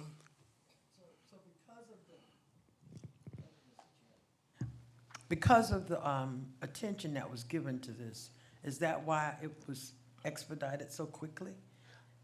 I can't, I mean, there's a right to due process and a right to a speedy trial. And some of that is contingent upon the work of the defense attorneys and the DA's office, pretrial motions and things of that nature. I do think that notoriety probably accelerated the speed of the trial as opposed to others that don't get a trial that quickly. You're right. Yes, ma'am. You're right. That may take 2 years and 3 years for a felony, even a felony murder case, to go to trial. So I think there's a variety of factors, but I couldn't discount the fact that the notoriety certainly had a take on that. That was quick, but good job. Thank you, ma'am. Moving on, wanted to recognize the Georgia International Law Enforcement Exchange. Chief Tolbert really and Captain Middleton ushered an Israeli delegation here in November 2024. They came here and visited Georgia. We hosted them. We had lunch for them, and really of a spirit of cooperation and sharing ideas. Commissioner Stone showed up and spoke as well. So it was really kind of a really great exchange from an international standpoint, and that's something that doesn't happen really in most states. But they generally reach out to us because we're so accommodating and hospitable. But I wanted to thank Chief Tolbert and Captain Middleton and all the staff that welcomed them with open arms, and we had a really good day.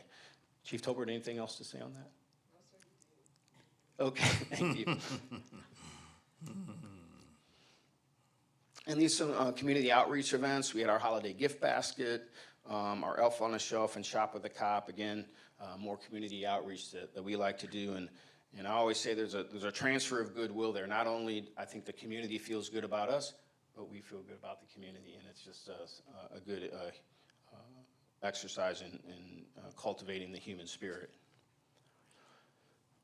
And again, during calendar year 2024, we made a total of 5,823 citizen contacts that we could actually gauge, and that's an average of about 16 per day.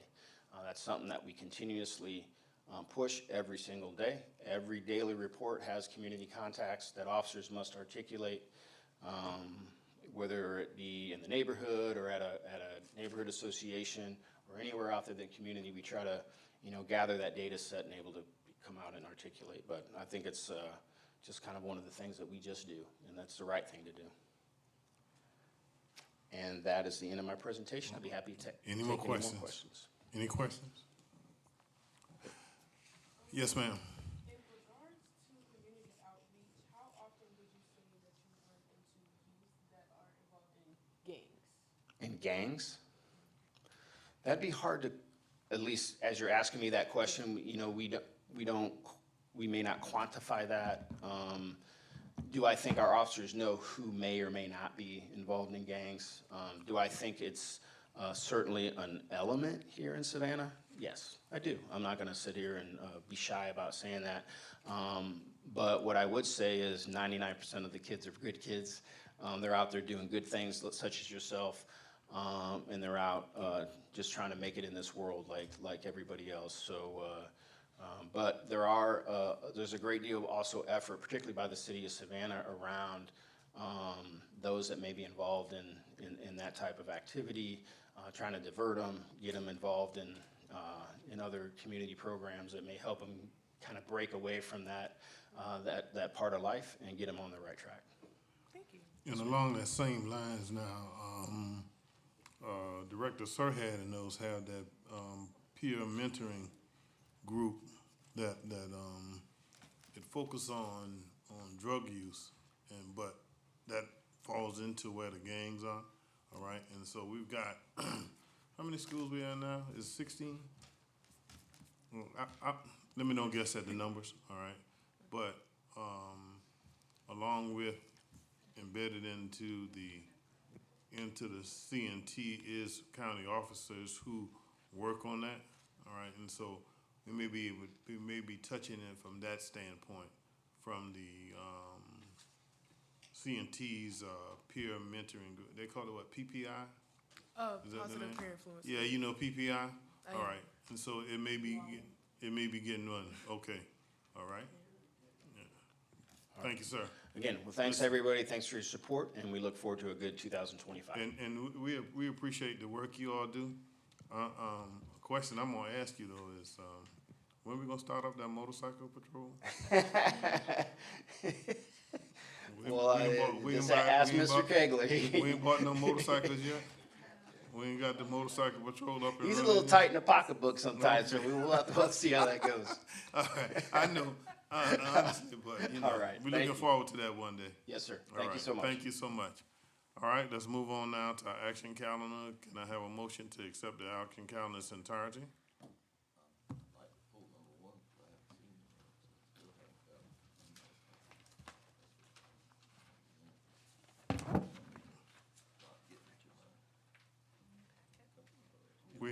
We haven't been able to straighten that out yet?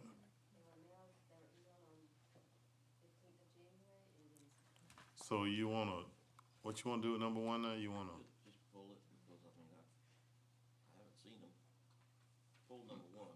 All right, then you need to cut your thing on and make a motion and get it a second. Make a motion that we approve the action calendar with the exception of 10-1. Second. All right, the proper motion is second that we accept the action calendar in its entirety except 10.1. Are you ready for the question? All those in favor signify by casting your votes. Yeah, he did not for some reason, he did not get his minutes. The rest of us did, but he didn't get his, and so. You said the 15th? There's a, now see, where, did we have that email set up by then? Right. Well, I had Ed look at my computer. And there's no email now? He said, there's nothing wrong with your computer. It's not on, and so it's a mystery. All right, well, we already But- voted to pull it, so, we'd have to pass it at the next meeting, right? Okay, all right. So we can find out what happened to that transmittal of that, all right? So are we to disregard that whole section talking about the commissioner and the minutes? That's what we're, just kidding. All right, we didn't have any. No, I mean, further- y'all can vote on it. It's not gonna hurt my feelings. We already, I just voted. haven't seen it, so. We already voted to pull it, and so it'll come up at next time. You Yeah, can we put it on the passed it. agenda and vote for it. I just want to make it individual. Right. I figured I was the All only right, one now, that had. okay, let's answer received that it. then. Does anyone want to make a motion to accept it? And he pulled it, but then we can go back and individually just accept the minutes from our last meeting. That's what those minutes he's talking about. No. We don't need to, let him review them before we. No, I mean. If we don't Yeah. need to do it, you- yeah. Y'all can vote on it. I just. We can still bring them up, we can still put them up. Next meeting. All right, Okay. it's off now, we come back later and get it, all right, let's move on.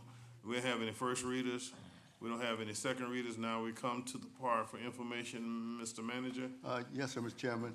As we discussed in the pre-meeting, several commissioners wanted us to go back and look at the work we did in dealing with the snow and ice over the last couple of days of the snowstorm. I will say that our team did an excellent job. I want to commend our law enforcement, police, sheriff, and fire, 911. Those individuals, they had to go to work and they had to get out. Many of them had to, we provided sleeping accommodations for them because a lot of them couldn't go home. Public Works and certainly Director Jones and his team, they did an excellent job. In my memory, this is the longest time that snow and ice has been on the roads that I can remember, and it was just like a perfect storm. But I know DOT, in their response, some of the bridges, they did get resources here, but it was just an extended period of time with ice and snow.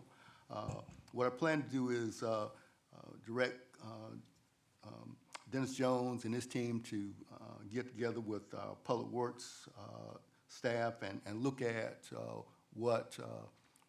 what we could have done, kind of a better plan of action just in case this happens again. There were a lot of information online, a lot of email and Facebook comments that, you know, we only get this once every 5 years. 5 years was the last time we had any measurable snow, and we're going to try to beef up our efforts to respond just in case this happens again. All right, And we'll get you a written report on that. all right, Commissioner Farrell. Yeah, so I appreciate that, Mr. Kegler. The islands are uniquely affected by bridges over large spans of water. There's two bridges that you can get to the mainland from Wilmington, Whitmarsh, for that matter, three bridges for Tybee. One bridge for the Skidaway Island community. So I think it's important that the overpasses, we had some difficulties on the Truman where the ice was stubborn and would not dissipate when the temperatures rose and of course the bridges over the water bodies are particularly susceptible to prolonging the process of clearing the road, making it safe with melting and then refreezing and black ice and then melting and then refreezing and more black ice. So hopefully we don't have to cross this problem again anytime in the near future, but it would be good to have whatever resources the county has with sand, salt, front-end loaders, whatever kind of wheeled vehicles we can pull out of Public Works and whatever departments to go out there and chip away at the issue to try to make it safer, faster. And I appreciate the effort you're gonna put into this. Chair, Yes, sir.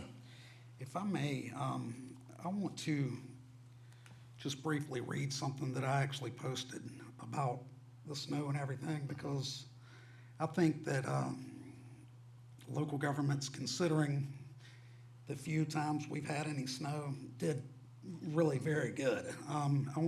For the few people I've heard criticizing local governments over the icy conditions on our streets, many of us local elected officials work hard to keep your property taxes as low as possible. Ironically, it seems that some of the same people who complain about high property taxes are now blaming the local government for current road conditions. If that sounds like you, I encourage you to consider the following before voicing your frustrations. On January 22nd, 2025, areas around Savannah, Georgia experienced an unusual snowfall with totals reaching up to 3 inches in places like southwest Savannah and 2.5 inches in northeast Savannah. Snowfall is a rare event in this region, with notable occurrences only in 1989 and 2018. Because such weather is so infrequent, investing in snowplows and other ice-removing equipment would place a significant strain on local government budgets and lead to higher taxes, something that many of us residents oppose. The state of Georgia did its best to address the situation, but like our local government, it does not maintain an overabundance of snow removal resources, because the snowfall is uncommon across the state as a whole. That said, I'm confident that if the snow and ice becomes some type of regular issue in this area, we, being the locally elected officials, would prioritize investing in the necessary equipment, supplies to ensure safer roads. So just saying, that's why we had problems, and I agree, it does not hurt to look at whether one warehouse can hold salt for how many years before it's worthless or whatever. But, you know, that we're literally up to this point, we're talking 1989, 2018, and now. So to have hundreds of thousands of dollars worth of equipment to fight that would have, to this point, been mismanagement of your tax monies. So yes, if it continues, we need to take a good look at it, because climate is changing. But up to this point, give your local and your state government a break, folks. I mean, it would have been totally mismanaging your money to have an abundance of snow plows in our 100-degree, 99 days out of 100, area that we live in. So I just wanted to say that. Thank y'all for what y'all did do, and yes, it would be great if we can have some things on site, because we learned a lot on this one, because we've never had anything like this. Right. But that would be the reason why. And All right, Commissioner Milton. Thank you, Mr. Chairman. By Thursday, I was thinking that we should have a rental program somewhere. We were aware that it was gonna come. We weren't aware that it was gonna stay. So I know that we don't need to invest the money, but we need to recommend somewhere, some way. I'd like to have a rental program. Well, they don't have a rental program, but they do have now. I can tell you this because we discussed it and we talked about it, and Director Jones can tell you. In the command policy group, when we met, all right, on Martin Luther King Day, we met to prepare for what was coming, all right? GDOT, because of the amount of equipment and things they had to use in northern Georgia, all right, didn't have enough to share at that particular time. And in fact, Chatham County was the only one in this area, all right? You can go over, and then when I say in the region, I should say, who had salt. And we we lend out some of our salt we had to mix with the sand that other folks didn't even have sand, all right? And so as GDOT was able to release some of its equipment from the north and come this way, they did that, all right? And they sent that, and streets and bridges here where we could, but the salt supply and the sand supply was very low, even for GDOT and those. They didn't have, and so you couldn't even, and Director Jones, you can come on up here in case I get something wrong, you can straighten it out. But as we talked about how we were gonna handle the ice, all right, it wasn't so much the snow, but it was the snow turned into ice. And all you had to do is I had to come here Friday because they would not let me sign those government papers on my laptop or on my telephone, so I had to come to my desktop. And President Street, which is right behind us, the whole street was ice over, all right? And so I had to drive over that to get to the front door. Then I had to walk over it to come to the front door. But as GDOT was able to shift equipment from the northern part of the state to this part of the state, they did do that and release that to us. So you want to elaborate on that some? Yes. So this unprecedented snow event, it not only covered southeast Georgia, it covered the entire state of Georgia.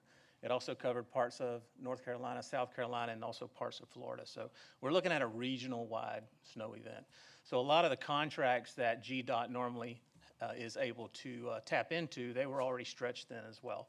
So GDOT was responding to the entire state. They did prioritize, of all the state roads that come through or to Chatham County, they did prioritize those road networks, and they were able to treat those first. So that's why you see somewhat of a delay in some of the other state roads that are throughout Chatham County, is they concentrated on those road networks that get you from point A to point B predominantly, to get you through the state. And that's Right. correct. That's correct. Yeah. So as they were able to free up resources north and west of us, they were then able to redivert those resources down to Chatham County and coastal Georgia. And the thing I think we need to understand is that working together when the resources are available.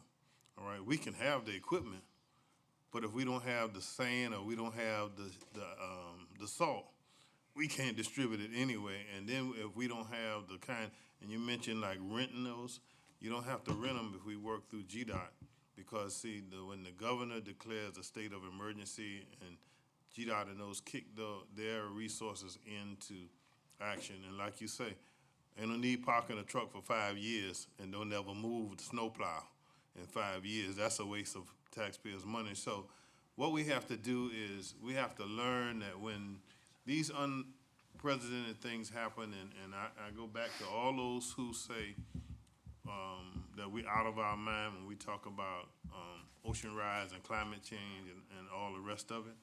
You can see all these events that never happened before happening in places they have never happened before. We have never had that kind of ice here, all right? And the thing is that I agree with you totally when you say to those folks, stop beating up on us because we don't have snowplows. Right. You know, because why have it and we have to park it for 5 years? By the time you get to it, the carburetor, if they still use carburetors on cars, wouldn't even work because it's been sitting there and it be and it have so many spider webs in it until it won't even move. So as we throughout this process, as we move through the process of the snow coming in, the ice coming in, the ice removal, of how we gonna handle things, and that was one of the reasons why we canceled this meeting for last Friday, because if you had to come down here, all we're gonna do is slip and slide into each other in our cars. Can I say one thing? Sure. I think that a lot of people, once they change the terminology from global warming Right. to calling it climate change, people can accept climate change. Because in the middle of an ice storm, it's hard to say, oh, we're in global warming when you're sitting there frozen in. So I think the country as a whole can accept that we are in the midst of this climate change now. So And it is we have to changing. figure it out as we go along, but we still have to be responsible with your tax dollars. So having, a slew of them is not feasible, but maybe one set aside to keep the Key Bridge that we know is going to be frozen over wouldn't be a bad idea, And see, the thing is now, we're in the stage now, SEMA's job, along with GMA's job, along with FEMA's job, they go into a stage now where they call debriefing. And they're taking in all the things that happen, that what can we do better here, or how can we do something. So they're in the process of debriefing, and I think when Public Works and everybody else get with the manager and get on the as to, okay, even 911, how can we do it? Because they had to sleep in. And I think, how many hours you spend there? How many? She went into the EOC Center on Tuesday night, and she didn't come out until Friday. That was Janice, all right? So, and she was in, so she called me Friday and said, Thursday, and said, I'm sorry I missed agenda review. I said, Janice, we didn't have it. She said, oh, because I slept through it. But that's what goes on, and see, folks in 911, folks in the SEMA office, staff members from our staff, they get embedded, and they have to stay, and that just shows me, and one of the things that it showed me, the importance of us moving along. The EOC, y'all don't call it EOC now, y'all call it multiple what? Multi-agency public safety Yeah, facility. multi-agency. That shows how long we need to go along there, because we have to provide food and shelter for those folks in the time. And honestly, anybody who was in the basement of this building couldn't go outside unless you had you a sliding board, and you can slide across the ice, because all the way around Bull Street, down Bull Street, and then down State Street and up York Street, all of it was iced over. And it wasn't melting because the buildings and the trees had it shaded. And so therefore the sun was not getting to where the ice, and that's why you still see today some remnants of ice still out there, because the sun is not getting to where it melts, even though the temperature has risen, I should say. It still have the ice melting slow, and then for that bad boy to be 1 or 2 inches thick, see, yeah, I used the word bad boy. I heard you. Come on, what you have to say, Donna? I was just gonna add to what you all were talking about regarding the services for the roads. I do think that we should consider temporarily having another company on the side that we could rent, and they could help clean the roads up, because it is hazardous. During the snowstorm, my mom actually went to the Chinese place down the street to get some food for us. And when she came back, she was like, oh my gosh, I was slipping and sliding all over the place. I'm like, oh my God. Yeah, you have to And slip she was slide. scared, and I'm like, well, you're in the house now, so you can calm down. Yeah. But she You're was home now. like, You're safe she was now, all yeah. over the place. So Yeah. I do think that it's necessary to at least temporarily have an option, but as far as having something long term, is not necessary. Well, we have now just to give you an insight into, and Director Jones now can butt in and cut in. We have contracts with folks to provide, like for instance, GDOT has, the county has, even the municipalities have contracts with people to provide them with salt and sand, but there wasn't any to buy. The folks were stretched thin, because this thing now is just not the state of Georgia. See, all over the place. Just a week before this hit here, I was in New York where it was snowing and icing. The temperature was 22 degrees with a wind chill of 17 degrees, and we were slipping and sliding. And then we had to go down on the river where we christened the boat. So we know we were in too. And so as this storm that hit here moved across the country, everybody's resources were thin. So those companies that we have contract with that provide us, because we even have those companies in place, like, for instance, to give you an example, when Helena Nose got through with us, all right, because it was a major windstorm, the amount of debris that we had cleaned up, see, we had contracts with, two agencies that help us to get the debris up, but it was a long time, it's still a long time, because we haven't gotten it all up yet. And if you pass Anderson and B Road, all right, if you look over in that field, you see the city of Savannah have a mound of debris stacked up there that they have not shredded and hauled off yet. And we've got it out there on, what's that, Salamud? Yeah, see, and so we still cleaning up for that, and then on top of that, here come the snow and here come the ice. So now we've got a whole new challenge. So we do have those contracts, is my point, what I want to get over to you. We do have those contracts of people getting resources in here, but our contractors were stretched thin in getting the supplies they need. The salt just wasn't, I don't want to say it wasn't available, but it wasn't available in the amounts that normally would be, because we did have salt. And we provided salt for City of Savannah, Port Wentworth, Poole, Bloomingdale, Thunderbolt, and some of the others, because they didn't have any, all right? But that came out of the meeting of the Command Policy Group. That's when we all, Command Policy Group, all your mayors and managers and your chairman serve as the chairman of that. And we come together as to strategizing how we're gonna look at this and what we're gonna do, all right? Even to the point if we have to close this place down. That's not just a one person's decision. It's a command policy group that we take the recommendations coming from the National Weather Service Station, from NORAD, from NASA. Who else do we get information from? Any relevant source for that particular event. See, and they bring that through the SEMA, all right, and then SEMA gives us those briefings. We have those briefings sometimes 3 times a day, sometimes 2 times a day. And then what we were doing is we fanned them out to all the commissioners. This is what the information that came out of the policy group. This is what our information came from the National Weather Service Station at our 7 o'clock briefing, our 9 o'clock briefing, our 11 o'clock briefing, our 5 o'clock briefing. And so those are the ways that we form those partnerships, and we have those contractors already under contract. But if they can't get the supplies we need, then because they were stretched real thin, all right? Okay, just to explain it. Anything else now from anybody? Yes, sir. Yes, sir. I have 3 questions. One, we've already touched a little bit on, and I'm hearing 2 different things, so I want to clarify for myself because I have constituents asking. Just like the debris removal contingency contracts that we have in place, do we have snow removal contracts in place? Snow removal contracts, no, sir. Or ice, snow ice? No, sir. No, I understand. I just asked, do we have them in place? Because I'm hearing we have them in place and then we don't. And so we do not have contingency. That's the direction I think Commissioner Farrell was going, and I agree with that.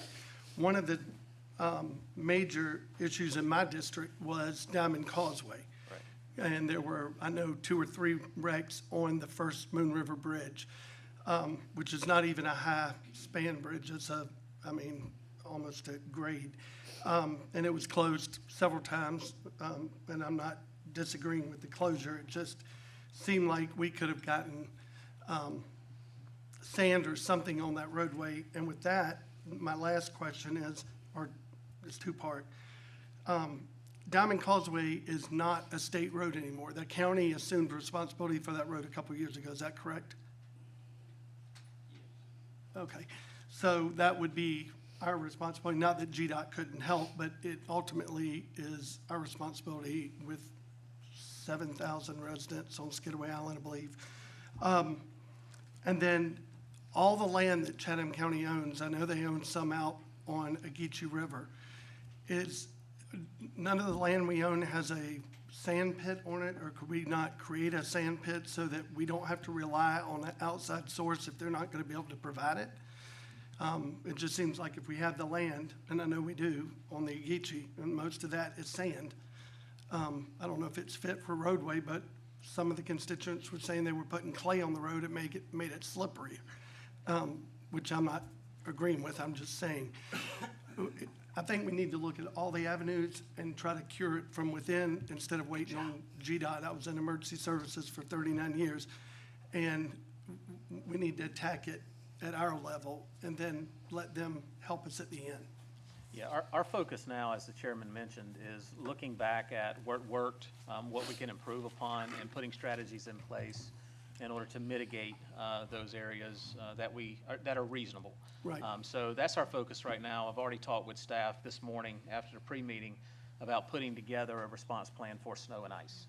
So we're going to get with all the municipalities, talk to their public works directors, find out what their priorities are, find out what the counties are, combine those, and come up with a strategy on what makes sense as a community. Not as an individual municipality or not as unincorporated, but what makes sense as a community. And then looking at where those gaps are. And from there, then, we can reasonably articulate what sources we may need to determine in order to fill those gaps. It may be finding a sand pit that the county could utilize. It may be expanding on our current disaster contracts. But we'll bring all the subject matter experts together to look at, again, what worked, what we can improve upon, and we'll put together a strategy for the next event. You know, a mentor of mine once told me the best time to plant an oak tree was 20 years ago. Next best time is right now. So that's what we're going to do. We're going to take a look at, again, what worked, what we can improve upon, put strategies in place so that we can make it just a little bit better next time. All right. You got everybody? Yes, ma'am. So, I just wanted to like say something about the ice and how it can like break your pipes in your house. Because recently I've had a pipe burst because of the coldness of outside, and I was like, I feel like we should like tell people and make it more known, because other people in my neighborhood have also had pipe breaks. I don't know if it's because like the way the house is built or something like that, but I think it's something with that, because some people's houses like cannot take the cold weather and it's not like built for that. So like we should make it known for that, because we're supposed to like let the pipes, not the pipes, but let the sinks and like the showers like drip and Let stuff 'em like drip, that. yeah. And we didn't know that, so we were like, why did this happen? Why did this happen? And I know some people don't have like insurance for all that, so I was just saying. to make it known. Be a part of our, that'll be a part of our plan, and as we tried to tell folks to, we had those press conferences where we tried to tell folks like, your outside hydrants on your house, wrap them, all right? Take an old towel or something and wrap it, and then take duct tape and put it around there. Make sure you disconnect the hose, all right? And let them drip so that they wouldn't break pipes and things. So, we do have those as a part of, when we give out directions and stuff as to things we suggest for people to do, because we can't tell people what to do, but we can suggest what they do to keep us safe, all right? Chairman, Right, I have yes. one last question for the director. Are we expecting this again in 2 weeks? There's a lot of speculation that Yeah. we could get some more winter weather. To what extent, it's 2 weeks away. I can assure you that whatever you're seeing right now is going to change. Anything that's projected 2 weeks out is going to change, so we'll just have to wait and see. Well, we get that, we get our information from the National Weather Service That's correct. station. That's correct. All right, and There's a lot of internet meteorologists yeah, out there. So. yeah. But that was the National Weather Service. yeah. What he's talking about, And that's what what I'm he's saying. talking about is those people on X and TikTok and all the rest of those stuff who are instant meteorologists, and they up there giving their own predictions about what's gonna happen, and who knows? In 2 weeks, we might be right back at the same place. Yes, sir. Again, climate is changing. The climate is changing. It's very much similar to how people in Chicago, a lot of them don't have an air conditioner because it's Right. usually pretty chilly. But every now and then, when it's bad, but it still might not warrant every person up there investing in an air conditioner. So you have the South rushing up with fan drives, bringing fans to those people. Up to this point in time in this county, there has been no reason to put air conditioners everywhere. Right. You know, same as up there, but there's no reason to have snow plows on hand. And if it continues, and I do agree, we learn from this. Yeah. There's probably Yeah, we'll some do small adjustments we can make to help a lot in the little area, say, the couple bridges that these two mentioned. I'm sure we could take care of that, but how would we have ever known that before? Right. Before this? And I think y'all did a great job considering that Listen, we are the Deep South, and up until now, I mean, again, it was 1989, 2018, and now.